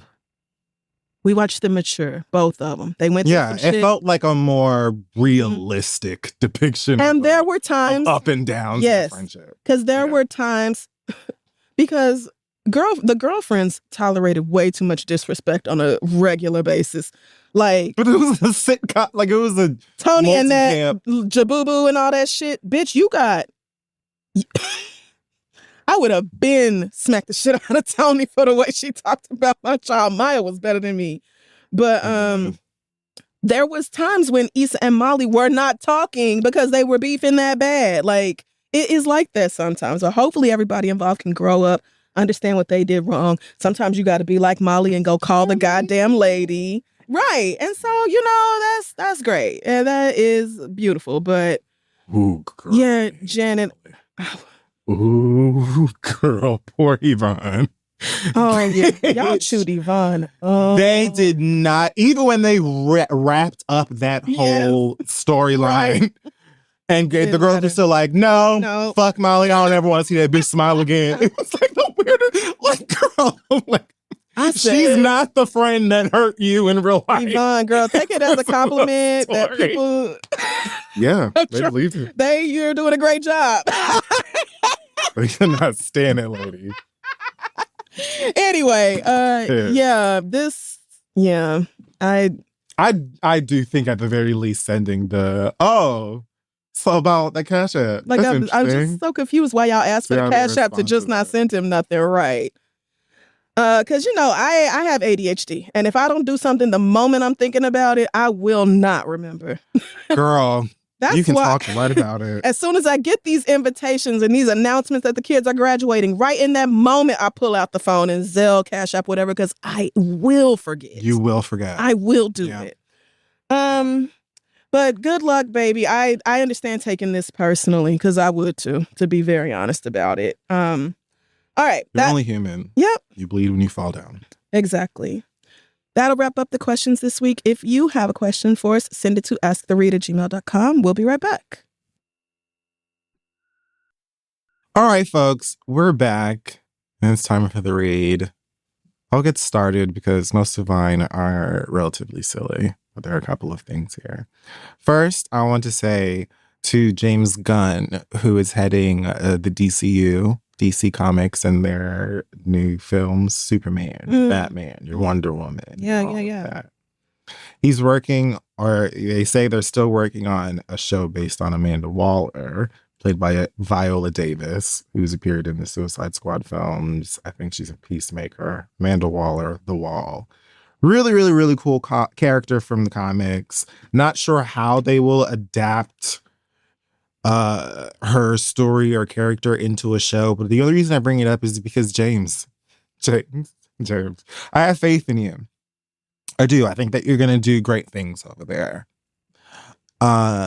Please don't make this an Ironheart situation. Don't make this like when many of the other Black shows, specifically shows led by Black women, that studios are producing and then intentionally setting up for failure, ignoring them, giving them no marketing, no promotion, barely a budget in anything, not acknowledging their premieres, their viewership or anything, but speaking very loudly when the numbers don't meet whatever random analytic-led expectations that you have. Okay, this is Viola Davis. And this is a character, one of the few characters that was well done in all of the DC movies that we had leading up to this moment. So please don't waste that lady time. Don't waste my time. Don't waste anyone's energy and money. Don't waste the driver's time. The people who making your wings on the Wednesday and their tacos on the Tuesday. Don't waste that on people's time. Okay, if you're going to do it. Thanks so much for listening. Jinx Monsoon. What? Let me tell you what this bitch did. No. What? Not Jinx. Jinx Monsoon had the nerve to suggest an idea so fierce. Oh my God. Why would you play with me like that? Because it's fun. That's not So fun, Cardi. fierce. It's not fun to play with my emotions like that, Cardi. That I can't have anything but that. Okay. And Okay. it will never happen. All right. I'm pissed. So I'm so This is relieved. some more- Jesus Christ. I'm sure. I'm my favorite white woman. Why would you do that? Okay. What'd she do? So Jinx Monsoon, I think she's still doing O'Mary on Broadway. Made a joke about being said that they need to start dropping my name for Marvel Studios. Ooh, fun. When asked who she would, this was on a Vulture podcast, I think, on Good One, who she would want to play in the MCU, she said Mystique. Mystique is a character on live action, first played by Rebecca Romaine, last played by Jennifer Lawrence. Jinx said, "Can I manifest something? Marvel has now regained the rights to X-Men. I think it would be really cool to have a trans woman be Mystique." Be Mystique. Did I say Mystique? I mean, it sounds the same to me. I think it'd be really cool to have a trans woman be Mystique. She is my favorite Marvel character of all time, and I relate to her so much. So if you don't know, Mystique is a shapeshifter. She's a mutant who I think naturally appears with blue skin, bright yellow eyes, red hair. I mean, she's gorgeous. I mean, I just Googled it. Her skin is just blue. Unless you're the Jennifer Lawrence version, which I feel like they made ugly on purpose. Damn. But anyway. Damn, okay. She's typically hot. But she can morph into anybody. And she's typically looked at as a bad guy, works with Magneto, and she would use her ability to morph into anybody and get into the Pentagon or, pretend to be the president after they've, kidnapped the president. So she grew up kind of using that ability to assimilate into society because, the world is, especially the Western world, is out to kill all mutants. So she can kind of look like who she wants to look like so that she can exist and be the first person that she is. This should have been a trans. That's such a good idea. Oh my God, I love this. Especially in the last one where the Jennifer Lawrence story, like the center of that story with the Jennifer Lawrence one was her ending with like, I'm not going to look like a human Mystique. My blue skin is just fine. And she mostly would just go about being blue and just change into somebody when it was important. Whereas for the top half of it, she just looked like Jennifer Lawrence. Gotcha. That would have been perfect to have cast a trans woman as the actor. But they were like, let's get an A-list, whatever. Anyway, Jinx Monsoon, you're on my read this week, bitch, because now you know Disney doesn't have the balls. They don't have the goddamn nerve or the goddamn gumption. They don't. You know that even if they did, motherfucking fans and the right would rip them to like, you know it's not going to happen. You know it. And you put it in my head anyway. And I'm not going to be happy with anything but this. Damn it. Fuck. Oh, it's such a good idea. It is the perfect idea. That bitch is so good. Oh, she's great at everything. Shit. You're pissed. We're not going to do it. And it is a perfect idea. It is. God damn it. It is a perfect Fuck. idea. Wow. Lastly, I just want to speak to this Latvian bitch who felt like she could speak to Taylor Townsend how the fuck she wanted to at the US Amen. Open. Amen. Go ahead. Yelena Ostapenko, whatever the fuck it is, your name is, you lost. You got your ass beat. How are you going to try and speak to somebody else about class when you lost a game, as so many people who play games do? Yep. Someone loses and someone wins. You lost, okay? Class isn't screaming in the face of someone who is telling you good job because you got your ass beat or you disagree. So why you're bringing it up, I'm not sure. Education? Man, that's what pissed me off. And of course, she tried to use English is not my first language. And I was talking about tennis etiquette. I understand that has a different meaning. Okay, let's talk about tennis etiquette then. Okay, because I watch tennis and I know that when you're playing tennis, especially professionally, there are people who know the rules, who watch the game, who have an education in tennis etiquette. Many of them who are witnessing the game. Yeah. And making sure that those things are in place. Yeah. Those people say that Taylor Townsend whipped your natural ass. Suck it up. Pack up your things and hit the road, Jacqueline. And Taylor still said to you with a smile, you can learn how to take a loss better. Good job, great play. And she went on to thanking her fans and enjoying her win. And you went home looking like a doofus and having to jump on Instagram stories and apologize because you know how to control yourself. Is controlling yourself the theme of today?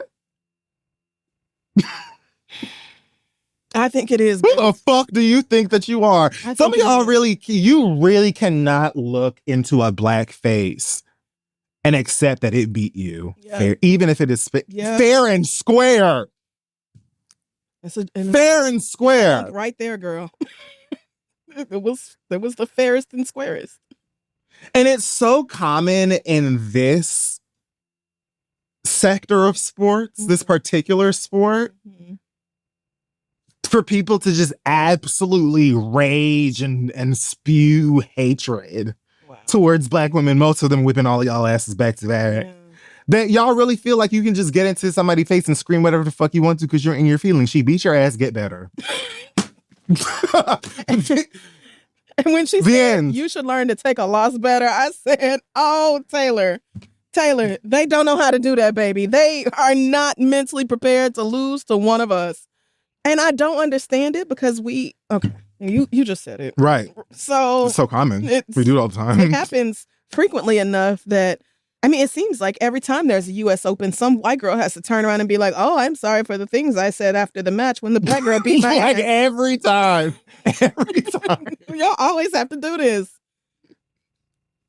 They need to have a diversity training course in some of these goddamn places where they train for tennis too. At least you have to watch a 30-minute video that says, now when, not if, but when a black bitch beats your ass, save it for the group chat. Don't say nothing to her. Don't say nothing to her. Yeah. Because you will be apologizing. Yeah. Just shake that black girl's hand and walk away and save your feelings for when you are somewhere privately because y'all keep fucking this up. And as far as tennis etiquette goes, I'm going to have to say I don't understand it and I don't agree with it. Why, if she had a net ball in the deciding moment or whatever it was that I guess tennis etiquette is when somebody does that, they apologize. Why do they have to do that? Why is it tennis etiquette to apologize when she has a net ball? I don't care about her honoring that. I don't care that all players start warming up on the baseline, but she started out warming up somewhere else. I don't give a fuck about that. That's like if you and I were competing to make a cheesecake. Okay. Good luck. And then when you beat because have you ever made a cheesecake? No, I just don't think I ever have. But when you beat me, I'm like, well, you put the fork on the wrong side, so you really have no class or education, and bitch, I don't even know what the fuck you're doing in the kitchen. You need to put no little sprigs of mint on the side to make it cute. Like, okay, bitch, did you try the fucking cheesecake? You, Kia, and all the rest of the judges, like, you lost. Jade over there like, I'm eating the cheesecake? Yeah. And to be honest with you, I didn't even notice the fork. You left out the cheese and the cake. So we're going to have to give it to her. Better luck. You lost, girl. You just lost. You just lost. When Taylor said learn to take a L better than this, that really, you should have held on to And that. she meant it. And she was correct. You bitches are ridiculous. Oh, what an idiot. That pissed me off so bad. Well, I have a few things to talk about this week that have really gotten on my nerves. First of all, this 42-year-old grown-ass man named Gonzalo Leon Jr., who shot and killed an 11-year-old boy for playing Ding Dong Ditch, also known as nigga knocking or Ding Dong Doorbell or whatever y'all call it. Yeah, they're in Houston over the weekend. An 11-year-old boy and his cousin was playing Ding Dong Ditch, rang this person's doorbell. Well, they do. The kids have continued the tradition. And this man got so upset by these kids ringing the doorbell and running away that he went outside, let 2 shots ring out. One of them hit the young boy in the back. He died the next day in the hospital. This man has now been charged with capital murder. And, we'll see what happens because, of course, this happened in Texas. And we just talked about Texas and Florida and these guns and how you can do whatever you want to in these states with these guns if somebody even sniffs at your property. So we'll see. I just want to remember how you just said, like just a few minutes ago, that the theme of today's episode is control. Yeah. And being able to manage what the fuck you do. I'll say this. Yes, somebody ringing on your doorbell just to get you to come to the door and then they're not there is very annoying. Yes, I would be irritated by that. I would also probably just build a big ass fence so couldn't nobody just access my fucking door if I was going to be that mad about it. But yes, that's annoying. The point is to frustrate other people. The point is to be childish. This is why kids do it. It's a childish game. Adults don't see the fun in this. This isn't cute. Like, this is childish. It's immature. That's why they do it, because they're children. They're immature. Right. Yeah. It's a prank. Right. And I hate pranks. And I always have. You're in the right to hate pranks. I really, most pranks are harmless. Especially from strangers. But I just hate them. And even as a kid, I hated them. And there's been lots of comments online of like, we all played Ding Dong Ditch when we were kids. We've all done shit like this. We all have not, baby. At 11 years old, I was not going off nowhere throughout the neighborhood with nobody to ring on people's doorbells and then run away. In Florida. But that does not change the fact that this child should not have died from playing a stupid prank. And this was completely avoidable. To be said. Right. This was completely avoidable because your big grown ass 42 years is supposed to be able to put some distance between how you feel and how you react. Yeah. I would have also been annoyed. What I would not have done is got a gun and killed a child. There's so many other things you can do instead. Open the door. You damn kids better stay off my porch. Or take the Ring footage. If you got a Ring camera or one of them other cameras, take the footage. Crystal, and show his I damn was literally mama. Googling the price of a Ring camera. They're not that high. Get a fucking Ring camera. Or if you already have one, cut it on. I'm sure you did have some kind of something because this man is former U.S. Army and I think had something like 20 or 30 different semi whatever assault rifles and shit in the house, beyond armed. So here's the thing. If you know that you get annoyed easily and that you have a temper problem, you don't need to own guns. You should not own guns. You should not control yourself, or you have a temper. You have a temper problem. You get annoyed easily. A and B equal, you can't have C. You can't. You can get a ring on Jeff Bezos for $55. It's on sale.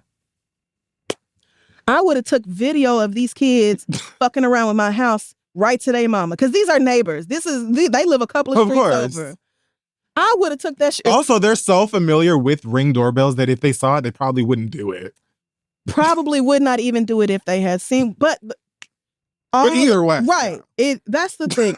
All of this is fucking insane. It is insane to murder a child who is running away from your home because they played a little jokey joke on you.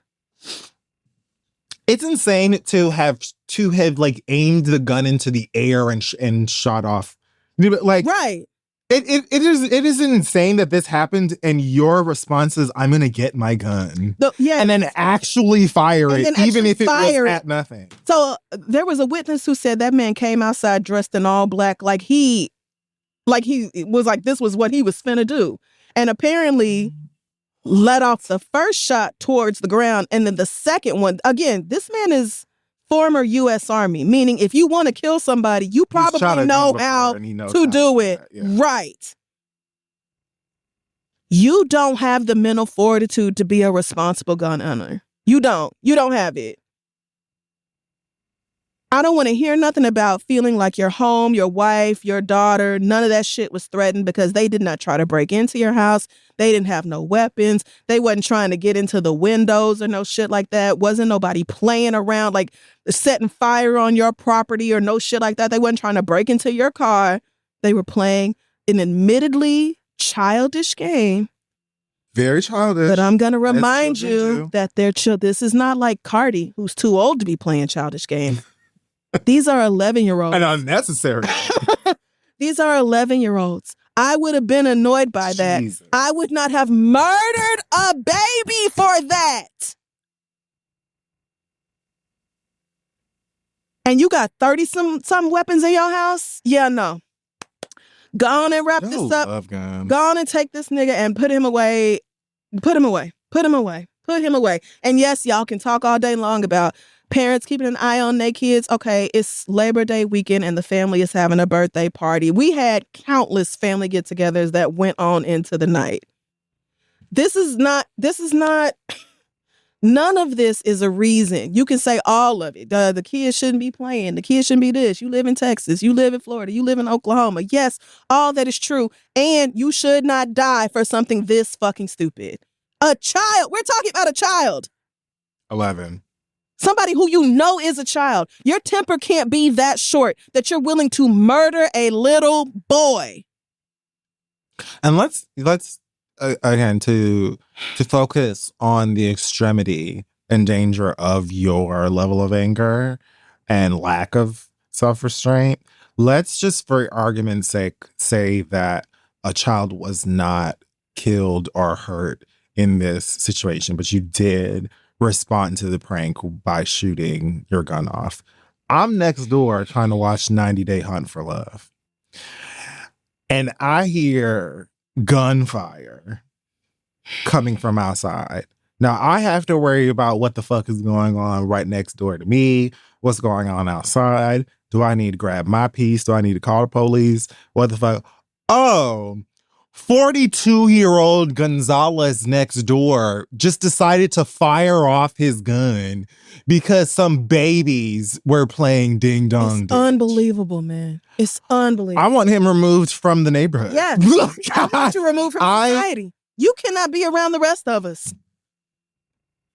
And that is me saying, just again, I want you to remember, I'm saying this considering a child not being tragically murdered. You did this and murdered an 11-year-old. Right. Keep him. Right. Keep him.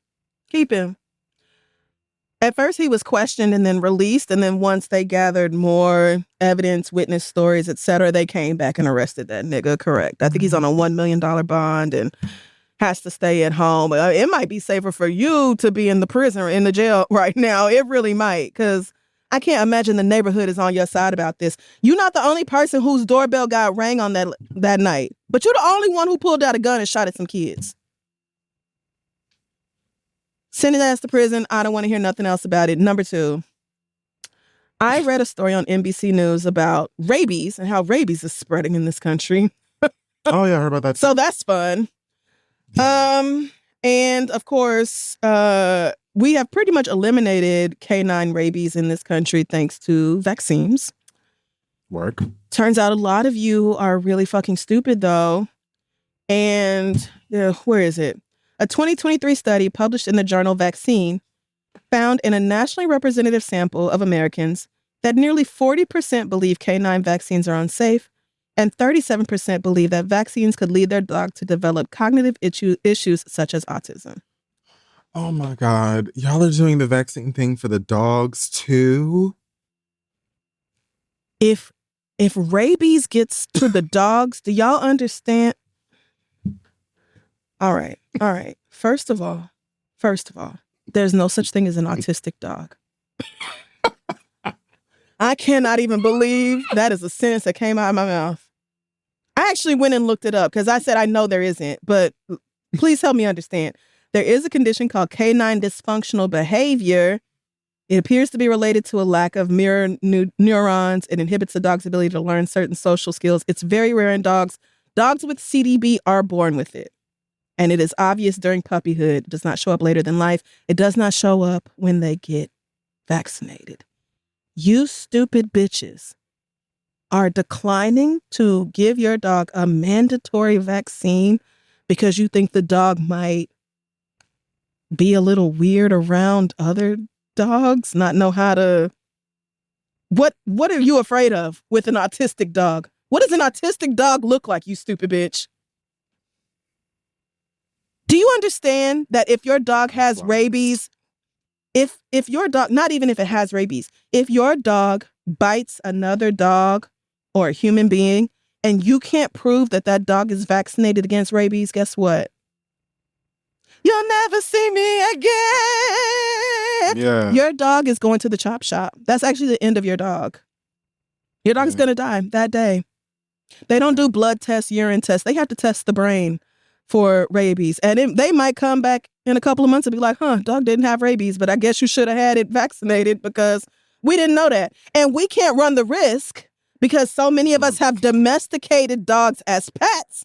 We cannot run the risk that your dog then spread rabies to how many other dogs who then became rabid and started biting kids. And then we have a real fucking zombie problem on our hands, bitch. We're not doing it. We're going to eliminate the problem at the source.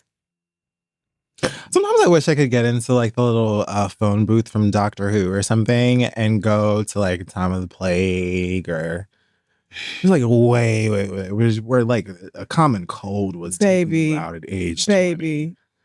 And say, hey, let me tell you a little secret about the film teacher. It's like all kinds of medicine. Yeah. All kinds. You're not going to believe it. Of Mexican.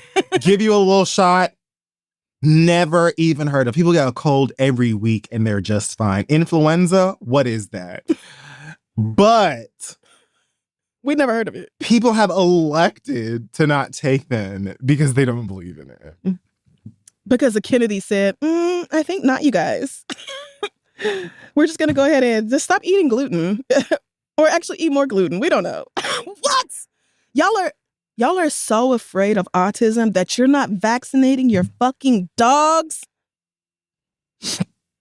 America, I did not think. And before some of y'all blow out your incense or whatever the fuck, like I understand that there have been historical things.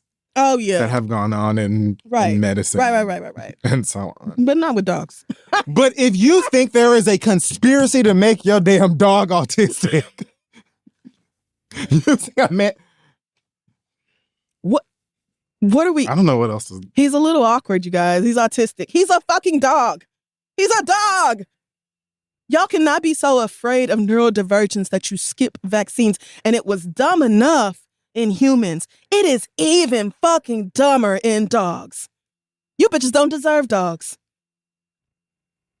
I honestly think if Lady was autistic, I would not be able to tell the difference between how she act right now and how she act autistic because she's a dog. She's a dog. I'm honestly trying to tell you.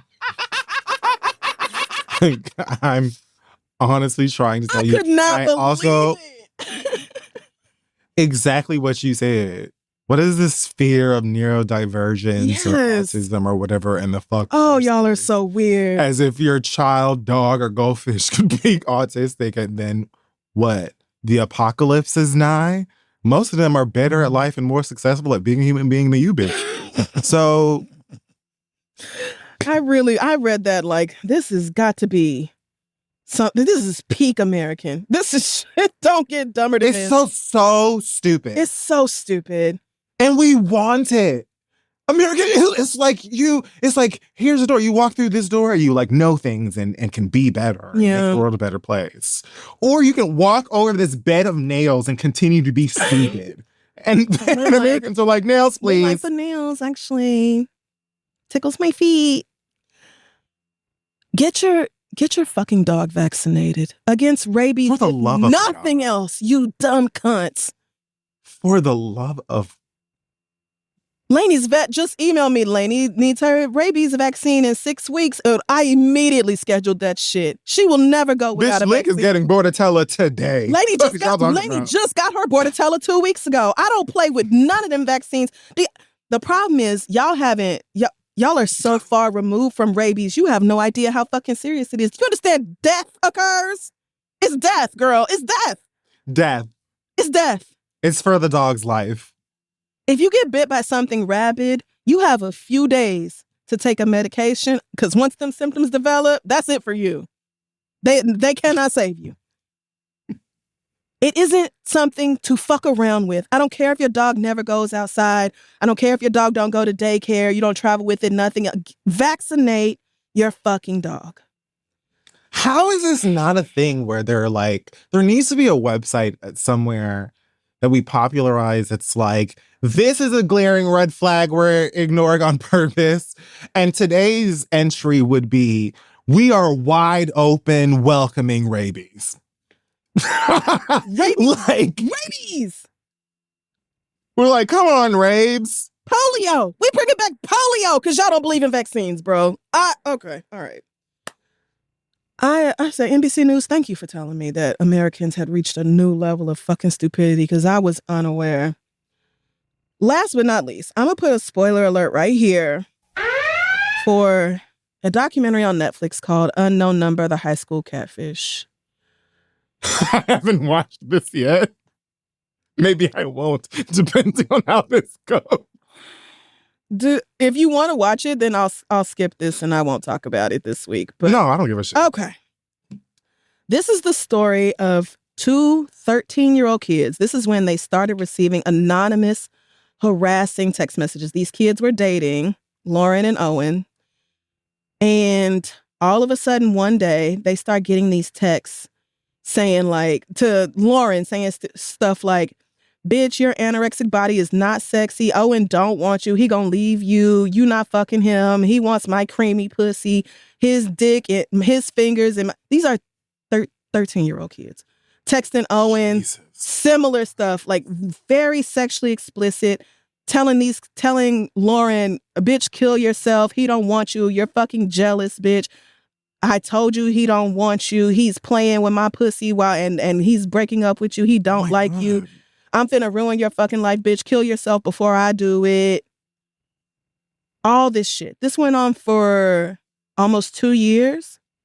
Come to find out that the person sending the text is Lauren's own mother. You are fucking... I was like...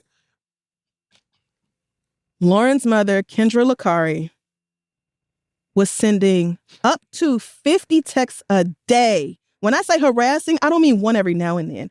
Constantly texting these kids from burner phones, using burner apps that hide your number and all this shit. Extremely sexually explicit things. telling her own daughter to kill herself multiple times. Talking about how ugly she is, how terrible her body looks, calling her by her nickname so she knew it was somebody close to her, talking about how everybody is sick of them being together, sending her pictures of like the two of them, but putting like the vomit emoji over her face and calling her anorexic trash garbage, her own goddamn mother. In addition to sending sexually explicit texts to Owen, saying very similar things. And after, because the stress of this broke up these young kids, Owen starts dating somebody else over a year later. This psycho bitch reaches out to the new girlfriend's mama and starts sending her anonymous texts. This new girlfriend... The new girlfriend's mom? The new girlfriend's mama. Yes.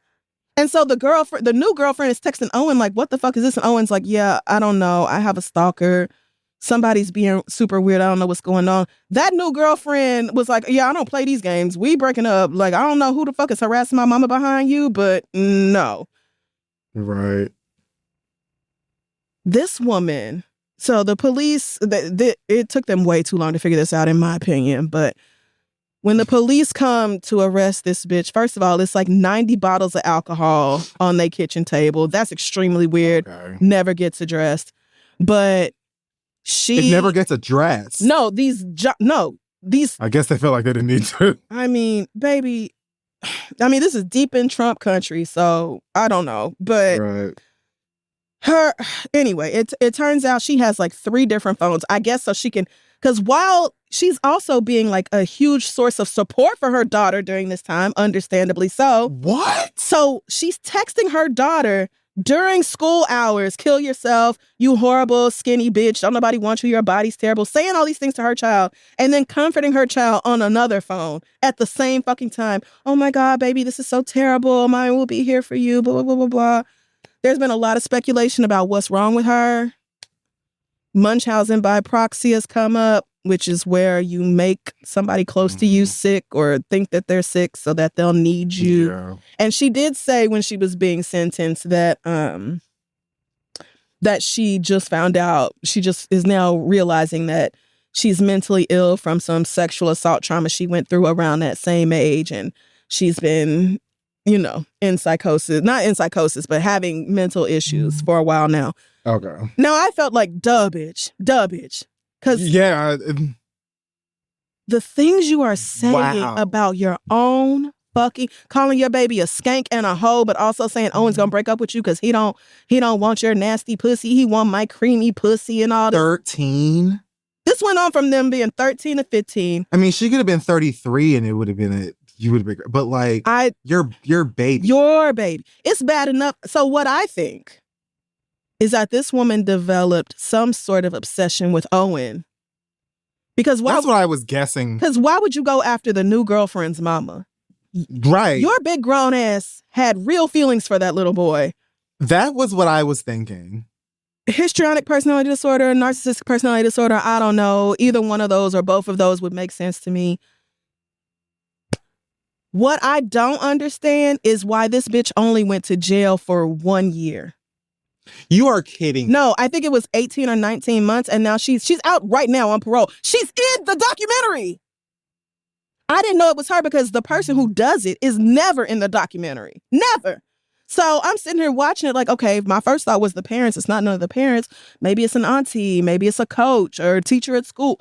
Baby, the mama, right there, the whole fucking time, busted into these little fake tears, talking about, my daughter, I would never. So wait, she's like in interviews before they reveal that it was her. Yes, she's doing interviews. That is psycho, baby. From a production level, that is psycho. It really don't make sense. It really don't. And then she's talking about how, we've all made mistakes. Nobody's lived a perfect life.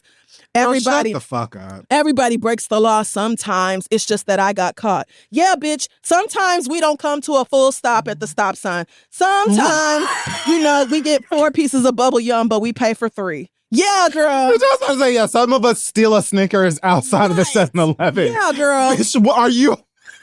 I jaywalk every day. Yes, girl. Yes, so we all do break the law. We don't all sexually harass our children and their friends for years. You know what's crazy? when you first, Child. I'm talking about when you first said that it was the mom. Child. My response immediately was going to be, so I vote firing squad. But like, literally, my vote is the firing squad. As it started to go, I'm thinking, okay, maybe they should put her in a mental asylum or something, get her on some, I don't know, whatever. Something. And figure her shit out. Right. There's something going on there. Right. They locked this bitch up for a year and she's in the picture. I think 18 or 19 months max. And now she's on probation. And while she was in jail, she was allowed to have access to internet and she was emailing her daughter. What are we talking about? Stuff like, I'm so mad at you because when we said goodbye, you only said bye. You didn't say I love you, but I forgive you. Bitch, I didn't say She said that to the mom. She said that to her daughter? The mama said that to the little girl from prison. I didn't say I didn't even speak to you. Me 13 and a half on my MacBook typing bag. Girl, in all of God's honesty, fuck you. I don't know what you think this is. And of course, Lauren doesn't actually feel that way. She is probably, I mean, I think, but well, so there's interviews from, I think, when the mama first went to jail. And then there's some that are more recent. Because at first she was like, you know, I miss my mom. I don't really understand what's going on, which is understandable because who the fuck can wrap their mind around their mama doing some shit like this? And this bitch is talking about, well, you know, I know Lauren. I knew she would never really kill herself. So you told her to do it for funsies? Yeah, you didn't have to say you were mentally ill. I knew you were mentally ill. But so many parents who have kids who've lost their girl suicide say the same exact thing. And Owen said Shut your ass up. The boyfriend, he told his mama, like, this is actually, they saw such a shift in the way that child started having all of a sudden problems at school, taking out his aggression on the basketball court, talking back at home. Like, of course, that child said he is struggling with thoughts of hurting himself because he's being harassed. When I tell you, they said I cannot believe this. Up to 50 text messages a day from your own mama sexually harassing you, telling you how ugly your body is and how nasty you are and how don't nobody want you and you should just kill yourself. And again, as I said, as you're describing this, there is a part of me that still, I guess, has like the sympathy, empathy, whatever you call it, to be like, put this person someplace where, officials, people in charge can look after them. Mm-hmm. But you see how they didn't do that. But you see how they didn't do that. Yeah. Like, they let her out after a wildly it was 3 weeks, really, compared to what it... And then we're like, here's a platform for you to be a celebrity. And said, well, I was stressed out. You know, we had financial problems. She had been lying to her husband for the past year about where she worked. That's how she had the time. And she got fired from her last job because she was spending too much time on personal phones and email. It's almost like, no. Because, of course, I watched the documentary. I said, this ain't good enough. I need to read more about this. I done found all kinds. The Cut did an excellent story. It's actually better than the documentary about this bitch. It is. No, it is. They go into way more detail about how she really seems to be stunted. She was like befriending all these other kids at the school and she just kept way too close tabs on Owen, all of this shit. It was just really, when I say vile, but nothing was worse than this bitch blaming it on them having financial stress. Mind you, we have financial stress because you're committing insurance fraud in order to pay our bills and you're lying about having a job when you don't. And instead of getting a job, you're sending sexually explicit, harassing texts to me and other teenagers throughout the day. And then at the exact same time, turning around and acting like you're so concerned. And everybody said, oh, she's super mom. Like, she's always volunteering. She talked about Lauren being a terrible basketball player and was Lauren's basketball coach. Tried to frame another girl at the school. Tried to make it seem like it was this girl, Chloe, and everybody thought it was Chloe because Chloe was kind of a bitch and a bully anyway. So they was like, Chloe, this kind of, this seemed like you. And Chloe like, damn, like, I know I'm not the nicest bitch, but I wouldn't do no heinous shit like this. Whole time, it's this girl's mama. And she was in jail for a minute and a half, and now she's out. That is crazy. I texted Kia, because Kia, Kia texted me and said, sister, do not watch it. And I said, I'm gonna. I'm gonna. And she said, let me know when you do. And so I texted her and I said, I want her back in prison tonight. I want her in a facility where she is under 24/7 surveillance and has zero access to telephones or computers. The fact that she was allowed to email her daughter while she was in prison, baby. And I'm going to say she's obviously a failure as a mom. Oh, no, she absolutely is. There's no word strong enough to describe how much she failed this child. And I'm so glad Lauren is apparently going off to college and planning to major in criminology. The more distance she has from her mother, because I think the terms of the probation, communication is actually stricter now than it was while she was in jail. Like, she does not talk to her mother at all. Thank God. Thank God. Because the longer you're away from this bitch, the more you'll be able to process just how fucked up this is. And it might not be till you're in your late 20s, early 30s, or later. Yes, because this is beyond a mind fuck. Who does this? I don't know what all's wrong with you. Clearly something's wrong with you. That's not the point. It's really not. Yeah. You have an obligation to not harm others, especially your own child. I can't get over. This is your baby. Talking about I just fed off of it.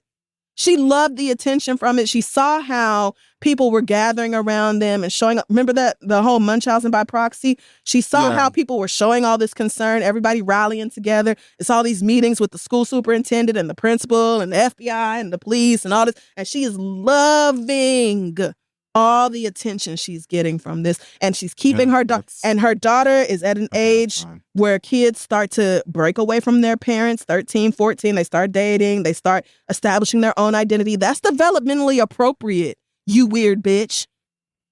The wrong thing to do is then try to coerce your child into... Anyway, I'm going to end it there because I've gone on for too long about this show. But yeah, we knew you were mentally ill. She's a failure as a mother for obvious reasons. The system is an obvious failure for keeping her as for the time that they did and just saying, why don't you also be a star on TikTok in the meantime? Yes. And whoever produced and directed this docu-series or documentary. It's just one episode. Flopping to fail too, because you decided to make the whole story an M. Night Shyamalan film. You wanted to go ahead and do a little twisty and be like, oh yeah, this lady's been in it and also is the terrible person. Get to know, like, Netflix, I can't understand why y'all allowed that. Why did y'all allow that to happen? Somebody who feeds, you let a bitch who feeds off of attention star in the Netflix documentary about how I want her destroyed her own daughter's life. I want her on charges of pedophilia. And I want her out of here. Yes, like you said, I think that's in some sort of mental health facility, you are clearly not fit to be around the rest of us. Obsessed with a 13-year-old boy where you would talk about his penis and him fucking you, fingering you, you big grown nasty bitch. Yeah. I felt like they should have just lined you up, gave you a big gun over your eye, a cigarette, and let the rifles fly. But I'll just take it back a step and say that you should be at ARC. Yeah. And I'm going to leave it there. If you've watched it, let me know what you thought about it. But that is going to wrap up this week's episode of The Read. Make sure you check us out on social media at This Is The Read. Our website is thisistheread.com. Anything else from you before we head out? Can you believe that like capital punishment, they used to just shoot niggas? You know, and I'm starting to understand why. I mean, I don't want to say that, but God damn. Like, 8 of us at once are just gonna come with you blindfolded and blast your ass. Right. The problem is y'all was killing innocent people, and you know we don't take people's lives for committing crimes, but. I mean, maybe sometimes we should. You think about it. All right, we're done. It's fine. I don't have anything else. Because I mean, we've mentioned a couple of people this episode where it's like, but anyway. And if you just thought about it. Anyway, we will see y'all next week.